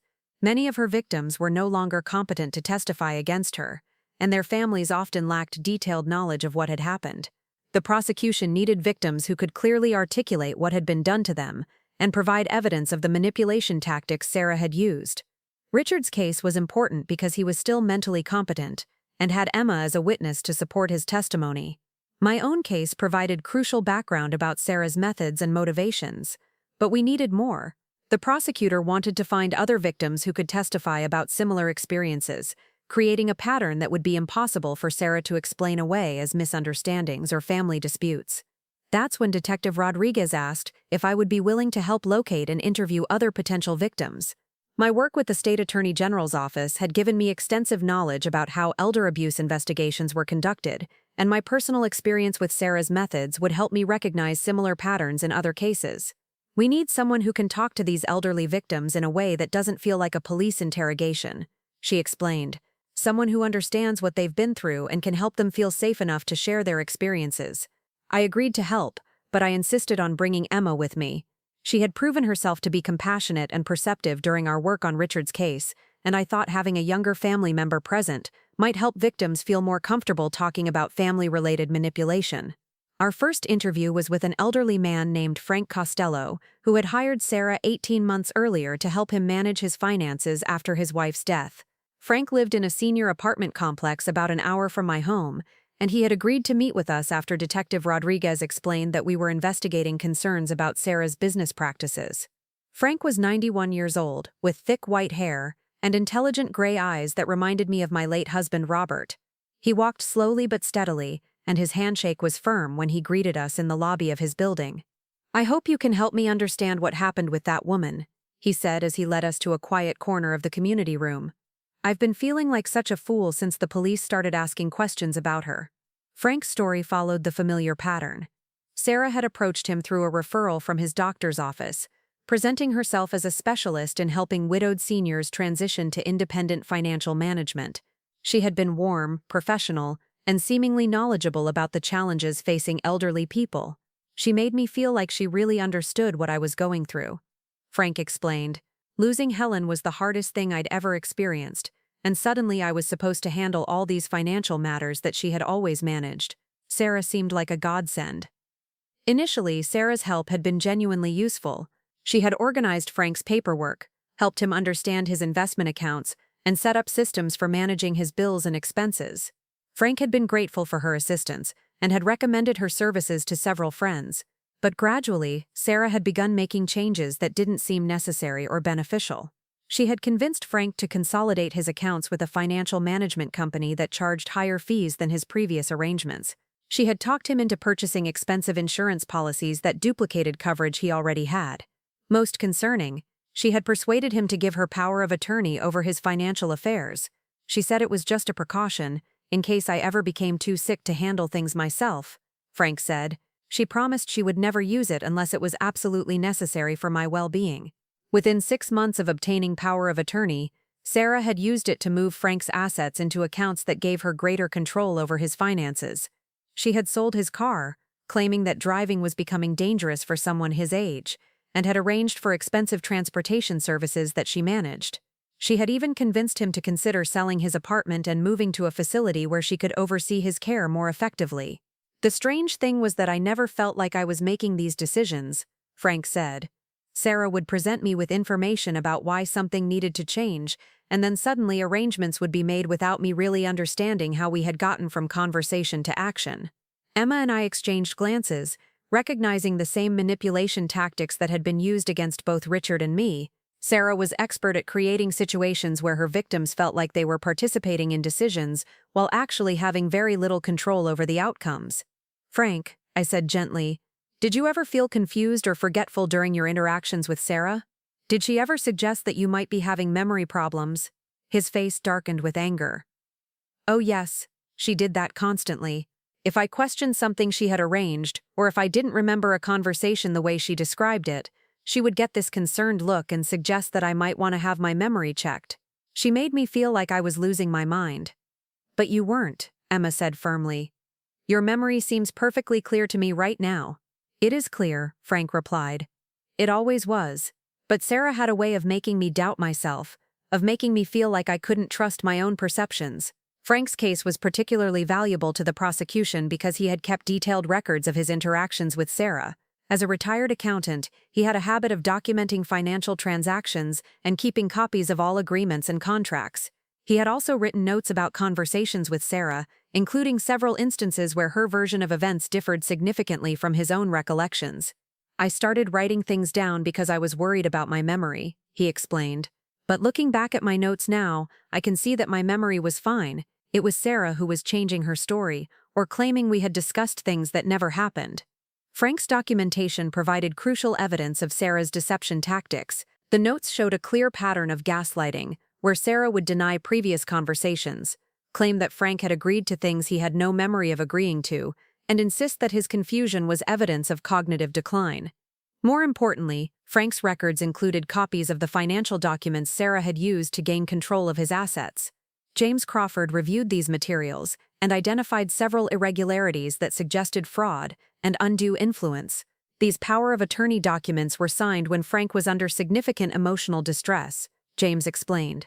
The timing, combined with the language Sarah used to convince him it was necessary, suggests that his consent may not have been freely given. Over the next month, Emma and I interviewed 6 more of Sarah's former clients. Each conversation revealed similar patterns of manipulation, financial exploitation, and psychological abuse. Some victims had lost their homes, others had been isolated from family members, and several had been placed in expensive care facilities against their wishes. What struck me most about these interviews was how grateful the victims were to have someone believe their accounts of what had happened. Many had tried to explain their concerns to family members or other professionals, only to be told that their confusion was evidence of declining mental capacity. "You're the first person who has listened to me and not made me feel crazy," said one woman named Betty Richardson, who had hired Sarah to help manage her medications after a hospital stay. "Everyone kept telling me I should be grateful that Sarah was taking such good care of me, but I felt like a prisoner in my own life." Betty's case was particularly disturbing because it involved medical manipulation. Sarah had convinced Betty's doctor that she was having medication compliance issues, leading to prescriptions for drugs that caused confusion and disorientation. When Betty complained about feeling confused, Sarah used her symptoms as evidence that she needed more intensive supervision. "I realized later that the confusion only happened after Sarah organized my medications," Betty told us. "When I was in the hospital and the nurses were managing everything, my mind was perfectly clear. But at home, with Sarah's pill organizers and schedules, I felt like I was in a fog." Emma was visibly shaken by Betty's account. "How could someone do that to another person?" she asked me as we drove away from that interview. "How could Mom deliberately make people sick just to control them?" I didn't have a satisfying answer to her question. The level of callousness required to systematically abuse elderly people for financial gain was difficult to comprehend, even for someone who had experienced Sarah's manipulation directly. "I think some people become so focused on what they want that they stop seeing their victims as human beings," I said finally. "They convince themselves that they're helping, or that the ends justify the means, or that their victims are going to lose their money anyway, so it might as well benefit someone who can use it wisely." But even as I offered these explanations, I struggled to understand how my own daughter-in-law could have become someone capable of such systematic cruelty. The woman who had once brought me flowers on Mother's Day and had cried at Robert's funeral had somehow transformed into a predator who targeted the most vulnerable members of society. The investigation took an unexpected turn when Detective Rodriguez discovered that Sarah had been working with accomplices. Analysis of her financial records revealed payments to several other healthcare professionals who had been referring clients to her services. These referrals weren't random. They were targeted recommendations of elderly people who fit specific vulnerability profiles. One of these accomplices was Dr. Patricia Hawkins, a geriatric psychiatrist who specialized in treating elderly people with cognitive impairments. Dr. Hawkins had been referring patients to Sarah's care management services, particularly those who were dealing with mild memory issues or adjustment difficulties following the death of a spouse. What made these referrals suspicious was their timing and specificity. Dr. Hawkins would identify patients who had significant assets but limited family support, then recommend Sarah's services as a way to help them maintain their independence. The patients trusted these recommendations because they came from their doctor, not realizing that Dr. Hawkins was receiving payments for each successful referral. The collaboration between Sarah and Dr. Hawkins created a perfect storm for elder abuse. Dr. Hawkins would identify vulnerable victims and provide medical legitimacy for concerns about their cognitive function, while Sarah would implement the practical manipulation tactics needed to gain control of their assets. Together, they had created a pipeline of elderly victims who were systematically stripped of their autonomy and financial independence under the guise of compassionate care. The discovery of this professional network led to additional charges against Sarah and expanded the investigation to include other healthcare providers who might be involved in similar schemes. Detective Rodriguez explained that elder abuse operations often relied on legitimate professionals who could provide credibility and access to potential victims. These aren't just individual criminals, she said. They're organized networks that exploit the trust people place in healthcare providers and social services professionals. As the investigation expanded, I found myself playing an increasingly central role in helping prosecutors understand the psychological aspects of Sarah's methods. My experience as both a victim and an advocate gave me unique insights into how these manipulation schemes developed and why they were so effective. I worked with the prosecution team to develop courtroom presentations that would help jurors understand the complexity of elder abuse cases. Many people struggled to comprehend how intelligent, capable elderly people could be manipulated so thoroughly, and prosecutors needed to educate juries about the vulnerability factors and psychological techniques that made such manipulation possible. The key is helping people understand that this isn't about cognitive decline or mental weakness. I explained during one preparation session. It's about deliberate manipulation by people who are trained to exploit trust and create dependency. I also helped prosecutors prepare the elderly victims for their testimony. Many were nervous about speaking in court, worried that they would be portrayed as confused or unreliable witnesses. I worked with them to organize their thoughts, practice their testimony, and understand the importance of their role in stopping Sarah from victimizing other people. "Your voice is powerful," I told Frank before his testimony. "You have the opportunity to speak for all the elderly people who can't speak for themselves, who have been silenced by manipulation and abuse." The trial began in early autumn, nearly 2 years after Emma had first called me with concerns about Richard's treatment. Sarah was facing multiple charges including elder abuse, fraud, conspiracy, and practicing healthcare services without proper licensing. The prosecution's strategy was to present Sarah's crimes as part of a systematic pattern rather than isolated incidents. They began with Richard's case, using Emma's testimony and documentation to establish how Sarah's manipulation techniques worked. Then they presented my case as background, showing how Sarah had developed and refined her methods over time. The most powerful testimony came from the elderly victims themselves. Frank, Betty, and 4 other former clients took the stand to describe their experiences with Sarah. Their accounts were detailed, credible, and devastating to Sarah's defense. Frank's testimony was particularly effective because of his meticulous record-keeping. He was able to provide specific dates, quotes, and documentation that contradicted Sarah's claims about their interactions. When Sarah's attorney tried to suggest that Frank's memory was unreliable, Frank pulled out his notebooks and read directly from his contemporaneous notes. "According to my notes from March 15th, Frank said clearly, "Ms. Peterson told me that I had agreed to consolidate my investment accounts, but I have no record of such a conversation. In fact, my notes from our previous meeting show that I specifically told her I wanted to keep my accounts separate." Betty's testimony about medication manipulation was equally compelling. She described the pattern of confusion that occurred only when Sarah was managing her medications, and the dramatic improvement in her mental clarity after she stopped using Sarah's services. "I'm 93 years old," Betty said with dignity, "and I've been taking medications for various conditions for over 20 years. I know the difference between age-related changes and deliberate interference with my medication regimen." The medical evidence supported Betty's testimony. Her hospital records showed normal cognitive function during periods when she was not under Sarah's care, while her symptoms of confusion coincided exactly with times when Sarah was managing her medications. Sarah's defense strategy was predictable but ineffective. Her attorney argued that she was a dedicated healthcare professional who had genuinely tried to help elderly clients manage complex medical and financial challenges. They claimed that any problems that arose were due to misunderstandings or the natural progression of age-related cognitive decline in her clients. But the evidence against Sarah was too comprehensive and consistent to be explained away as misunderstandings. The financial records showed clear patterns of exploitation. The victim testimony revealed systematic manipulation tactics, and the documentation from accomplices like Dr. Hawkins proved that Sarah's operation was deliberate and organized.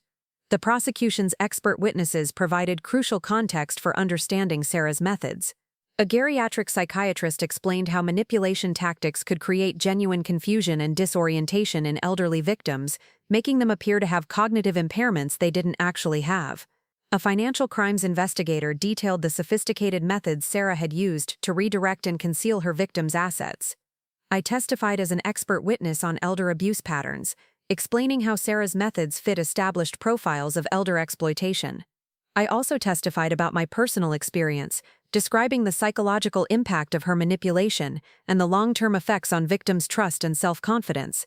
Elder abuse isn't just about financial loss, I explained to the jury. It's about the systematic destruction of a person's autonomy, dignity, and sense of reality. The victims lose more than their money. They lose their confidence in their own judgment and their faith in the people they trusted to care for them.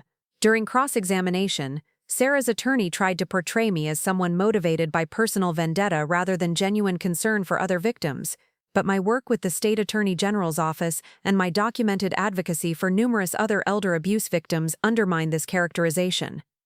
Mrs. Peterson, the prosecutor asked during redirect examination, how many elder abuse cases have you been involved with since your own experience with the defendant? Over 300, I replied.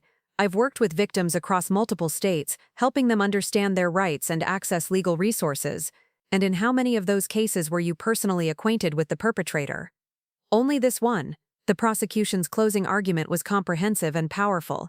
They systematically reviewed the evidence against Sarah, showing how her manipulation tactics had evolved from family-based abuse to professional exploitation. They emphasized the vulnerability of her victims and the calculated nature of her crimes. Sarah Peterson didn't accidentally stumble into elder abuse, the prosecutor said. She systematically developed methods for identifying, targeting, and exploiting elderly victims. She turned healthcare knowledge into weapons for manipulation, and she built a network of accomplices to help her find and abuse vulnerable seniors. The jury deliberated for less than 6 hours before returning guilty verdicts on all charges. Sarah was sentenced to 12 years in prison and ordered to pay full restitution to her victims. Dr. Hawkins and 2 other accomplices received shorter sentences and had their professional licenses revoked. The conviction made regional news as one of the largest elder abuse cases in the state's history. The story highlighted the growing problem of professional elder exploitation and the need for better oversight of people who provided services to elderly clients. More importantly for me, the trial represented a complete vindication of everything I had experienced and everything I had worked to achieve since my children's betrayal. Sarah's conviction proved that my accusations had been accurate, that my documentation methods were effective, and that my decision to fight back had been justified. But the most meaningful aspect of the trial's outcome was the message it sent to other elderly people who might be experiencing similar abuse. The extensive media coverage included information about warning signs, resources for getting help, and encouragement for victims to trust their instincts about manipulation. Several elderly people contacted me after the trial, saying that the news coverage had helped them recognize manipulation in their own lives and given them the courage to seek help. One woman said that seeing Sarah's conviction had convinced her that she wasn't paranoid for suspecting her son of financial abuse, and she had successfully obtained legal protection from his manipulation. Emma and I continued our victim advocacy work after the trial, expanding our focus to include training for healthcare professionals and financial services workers who might encounter elder abuse in their practice. We developed workshops that taught people how to recognize signs of manipulation and provided protocols for reporting suspected abuse. I want to make sure that what happened to you and Grandpa and all those other people never happens again, Emma told me during one of our planning sessions. I want to help create a world where elderly people are protected instead of targeted.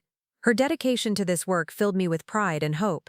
Emma had taken the traumatic experience of discovering her mother's criminal behavior and transformed it into a commitment to protecting other families from similar betrayal.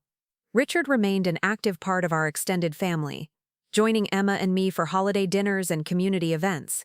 His experience with Sarah's manipulation had been traumatic, but his successful fight against her abuse had given him a sense of empowerment that carried over into other aspects of his life. I never thought I'd be grateful for anything Sarah did, he told me one evening as we sat on my back porch watching the sunset. But if she hadn't targeted me, I never would have gotten to know you and Emma the way I have. I never would have learned how strong I could be when I needed to protect myself. The investigation had also revealed the extent to which my own children had been involved in Sarah's broader operation. David had provided accounting services for some of her shell companies, and Michael had helped her create fraudulent business documents. They faced additional charges related to their support of Sarah's criminal enterprise.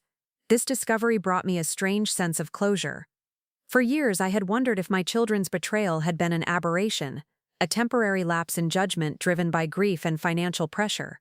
Learning that they had continued their involvement in elder abuse through Sarah's operation confirmed that their manipulation of me had not been an isolated incident, but part of a broader pattern of callousness toward elderly people. I felt sad for the people they had become, but I no longer felt any guilt about the consequences they faced. They had made deliberate choices to harm vulnerable people for financial gain, and they deserved to face the legal and social consequences of those choices. As winter approached, I reflected on the remarkable journey my life had taken since that morning, when I found the birthday card with Ellis's handwriting. The discovery of my husband's deception had shattered my understanding of my own life, but it had also begun a process of growth and transformation that continued to unfold in unexpected ways. I had learned to trust my own perceptions, even when they contradicted what other people told me was true. I had developed skills in investigation and documentation that proved invaluable in protecting myself and others. Most importantly, I had discovered a sense of purpose and meaning that came from using my painful experiences to help other people. The woman who had once doubted her own memory and questioned her own worth had become someone who helped other elderly people recognize their strength and protect their autonomy. The victim of elder abuse had become an expert advocate whose knowledge was sought by law enforcement agencies and legal professionals across multiple states. My house remained the peaceful sanctuary I had fought to keep, but it was no longer a place of isolation and grief. Emma visited regularly, often bringing friends from her college advocacy group who were interested in learning about elder abuse prevention. Richard stopped by for weekly dinners, and Helen continued to be my closest friend and confidant. The garden where I had once sat in despair, questioning my own sanity, had become a place where I planned new projects and reflected on the positive impact I was having on other people's lives. The basement where I had discovered evidence of Ellis's betrayal had been transformed into an office where I developed training materials and victim support resources. Most remarkably, the little recording devices that had once been tools of desperate self-defense had evolved into symbols of empowerment for elderly people facing manipulation and abuse. I included information about documentation techniques in all my presentations, encouraging elderly people to trust their instincts and gather evidence when something felt wrong. Your own voice and your own observations are more powerful than you realize, I would tell audiences. Don't let anyone convince you that your perceptions are wrong or that your concerns are invalid. You have the right to question what's happening in your own life, and you have the power to protect yourself. The message resonated because it came from someone who had lived through the experience and emerged stronger. I wasn't offering theoretical advice or academic insights. I was sharing hard-won wisdom from someone who understood exactly what it felt like to be gaslit, manipulated, and betrayed by the people who were supposed to love and protect her. As I prepared for bed on the anniversary of Sarah's conviction, I felt profound gratitude for the unexpected paths my life had taken. I had not chosen to become an expert in elder abuse, but I had embraced that role with determination and purpose. I had not planned to become estranged from my own children, but I had used that painful experience to build stronger relationships with people who shared my values and respected my worth. The tiny red light that had once blinked in my pill organizer, capturing evidence of my children's betrayal, had started a chain of events that led to justice for dozens of elderly victims and protection for countless others who might have been targeted in the future. What began as a desperate attempt to document my own reality had become a powerful tool for social change and victim advocacy.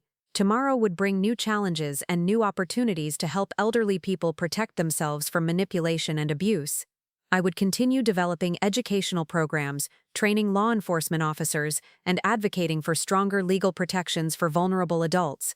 But tonight, I was simply a 74-year-old woman who had faced betrayal from multiple sources and had emerged not just victorious, but transformed. I had learned that survival was not enough, that healing required purpose, and that the most meaningful victories came from using our own pain to prevent others from suffering in the same ways. The war that began with a forged birthday card had ended with justice, healing, and the knowledge that my voice would continue to protect people long after my own story was over. 5 years had passed since Sarah's conviction, and my life had settled into a rhythm that felt both purposeful and peaceful. The woman who had once questioned her own sanity while fighting her children's manipulation had become a nationally recognized advocate for elder rights, but more importantly, I had found deep contentment in the simple act of helping others reclaim their voices. The morning sun streamed through my kitchen window as I prepared for what would be my final official presentation as a state advisor.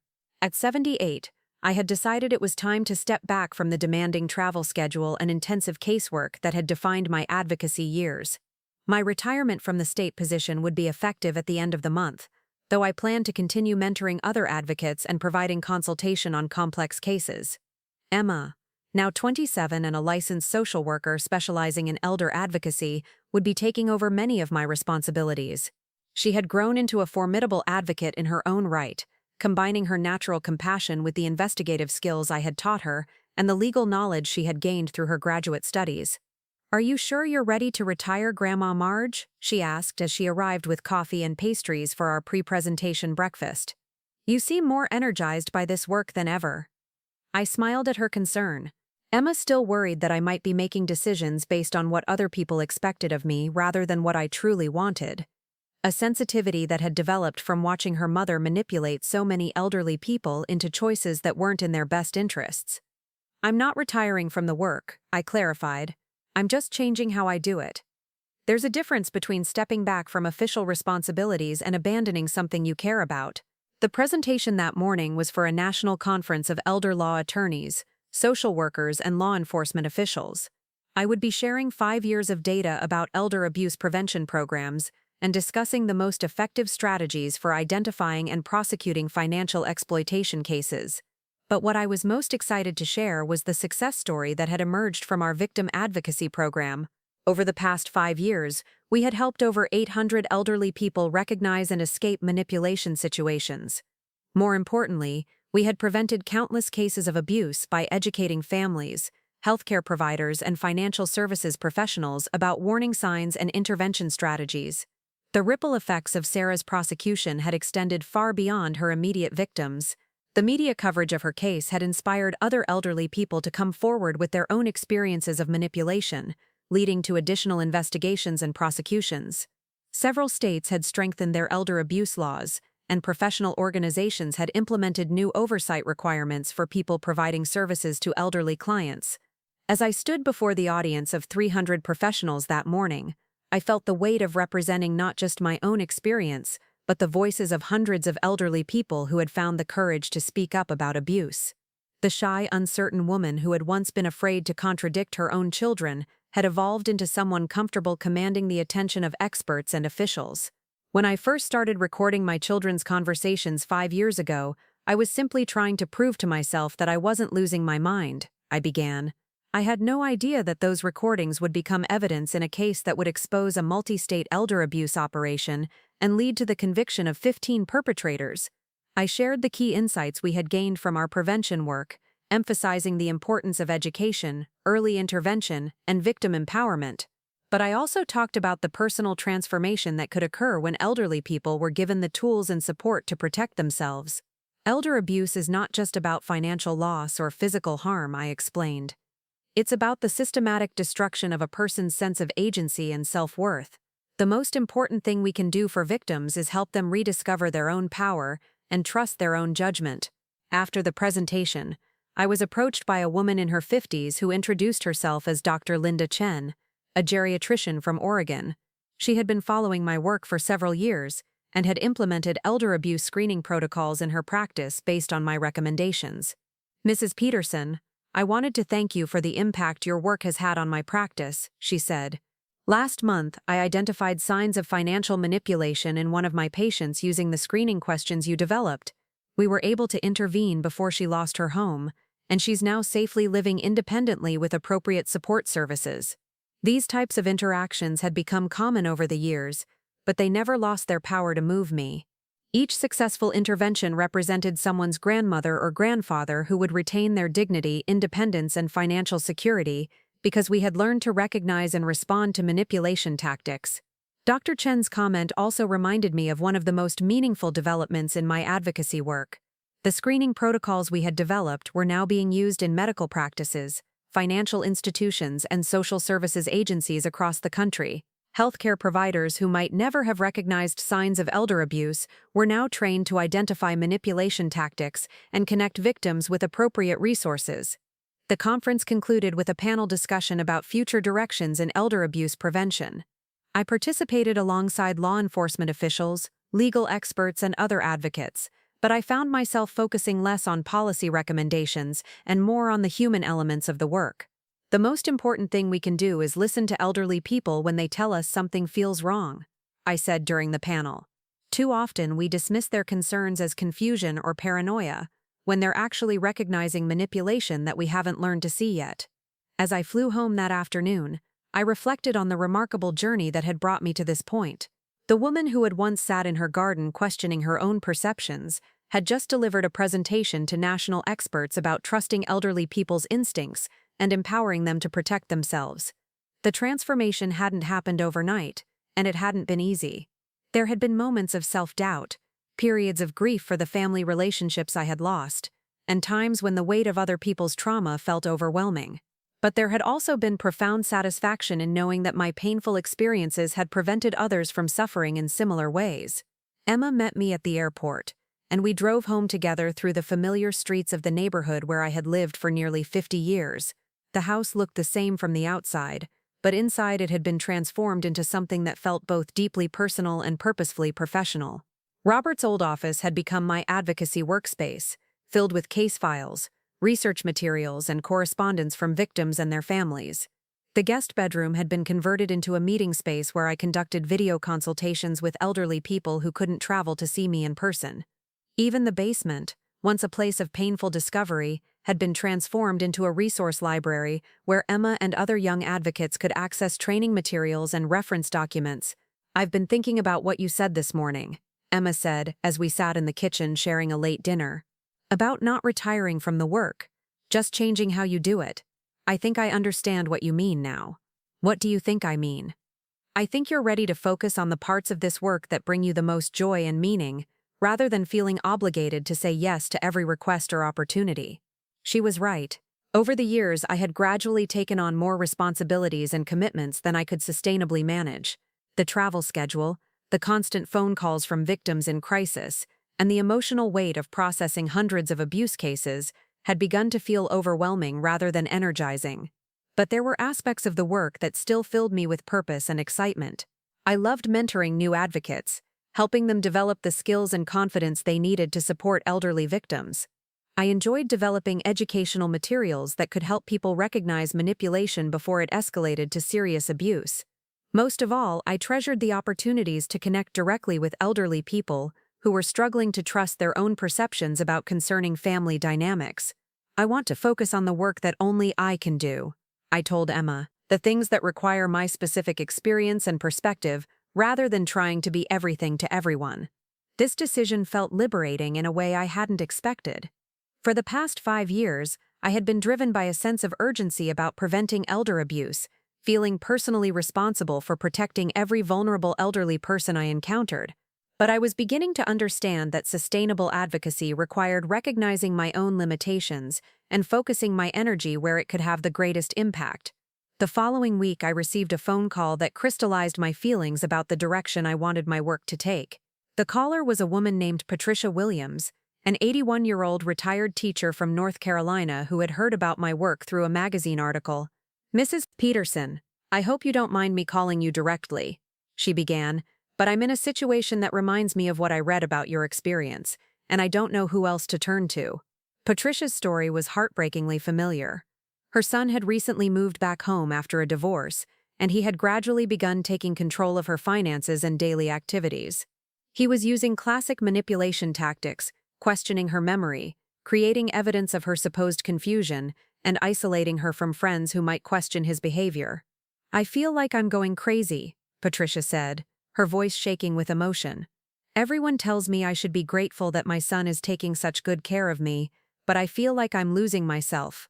I spent over an hour on the phone with Patricia, helping her understand what she was experiencing and providing her with specific strategies for documenting the manipulation and protecting her assets. But more importantly, I listened to her story with the kind of validation and belief that I remembered desperately needing during my own ordeal. "Patricia, you are not going crazy," I told her firmly. "You are recognizing manipulation tactics that are designed to make you doubt your own perceptions. Your instincts are correct, and you have every right to protect yourself." By the end of our conversation, Patricia sounded stronger and more confident. She had a plan for documenting her son's behavior, contact information for local resources, and most importantly, the knowledge that she wasn't alone in her experience. "Thank you for believing me," she said before we hung up. "You're the first person who has listened to my concerns without making me feel like I'm being paranoid or ungrateful." After that call, I knew exactly how I wanted to spend my retirement years. I wanted to be available for people like Patricia, elderly individuals who were in the early stages of recognizing manipulation and needed someone who understood their experience to help them trust their own judgment. I began transitioning away from my official responsibilities, referring most requests for presentations and consultations to Emma and other advocates I had trained. But I maintained a private practice focused specifically on providing support and guidance to elderly people who were experiencing family-based manipulation. This work felt more personal and meaningful than anything I had done during my years as a state advisor. Each conversation was an opportunity to provide the kind of validation and support I had needed during my own crisis, and each successful intervention represented someone's retained independence and dignity. The irony wasn't lost on me that the skills I had developed while fighting my own children's manipulation had become my greatest professional asset. The careful documentation techniques, the ability to recognize gaslighting patterns, and the knowledge of legal protections that I had acquired out of desperation were now helping other elderly people navigate similar challenges with confidence and strategic thinking. Richard, now 87, remained an active part of my life and occasionally joined me for speaking engagements where his perspective as a male victim provided important insights for audiences. His successful resistance to Sarah's manipulation had given him a sense of empowerment that extended to other areas of his life, and he had become a passionate advocate for elderly men who might be experiencing abuse. "Most people think elder abuse is primarily a problem for elderly women," he would tell audiences, "but men can be just as vulnerable to manipulation, especially when it comes from family members who exploit our desire to be helpful and accommodating." Together, Richard and I had developed educational materials specifically focused on helping elderly men recognize and respond to financial manipulation. We had learned that many men were reluctant to seek help for abuse because they felt embarrassed about being victimized or because they didn't want to admit that family members were taking advantage of them. On a warm spring evening, as I sat in my garden with a cup of tea and watched the sunset through the trees Robert had planted so many years ago, I reflected on the unexpected ways that trauma and healing could transform a life. The woman who had once sat in this same spot questioning her own sanity had become someone whose voice was sought by experts and whose experience provided hope for people facing similar challenges. The little recording devices that had once captured my children's betrayal were now symbols of empowerment for elderly people around the country.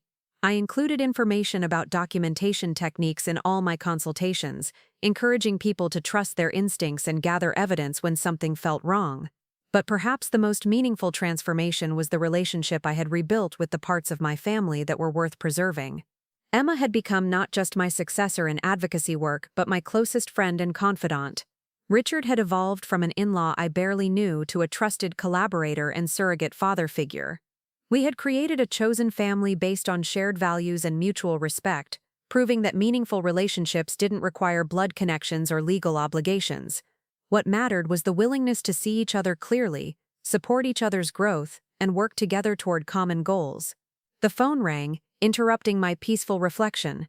It was another elderly person who had heard about my work and needed someone to help them understand whether their family's behavior was normal, concern, or manipulative control. As I reached for the phone, I smiled at the realization that this work would never truly end. As long as there were vulnerable elderly people and unscrupulous family members willing to exploit them, there would be a need for advocates who understood the dynamics of elder abuse and could help victims find their voices. "Hello, this is Marge," I said, settling back into my chair and preparing to listen to another story that would probably sound familiar but would require its own unique approach and solution. "How can I help you?" The voice on the other end was uncertain, frightened, but hopeful. Another elderly person was taking the first step toward protecting themselves, and I was honored to be part of that journey. The conversation that followed would be different from all the others, but it would also be remarkably similar. Another opportunity to help someone rediscover their own strength and trust their own perceptions. As darkness fell over my garden and the conversation continued, I felt profound gratitude for the unexpected path my life had taken. The betrayal that had nearly destroyed me had become the foundation for work that brought meaning and purpose to my days. The pain that had once felt unbearable had been transformed into a source of strength and wisdom that could help other people navigate their own difficult journeys. The war that began with a birthday card had ended not with victory over my enemies, but with the discovery of my own power and the commitment to using that power in service of others who needed it most. Up next, you've got 2 more standout stories right on your screen. If this one hit the mark, you won't want to pass these up. Just click and check them out.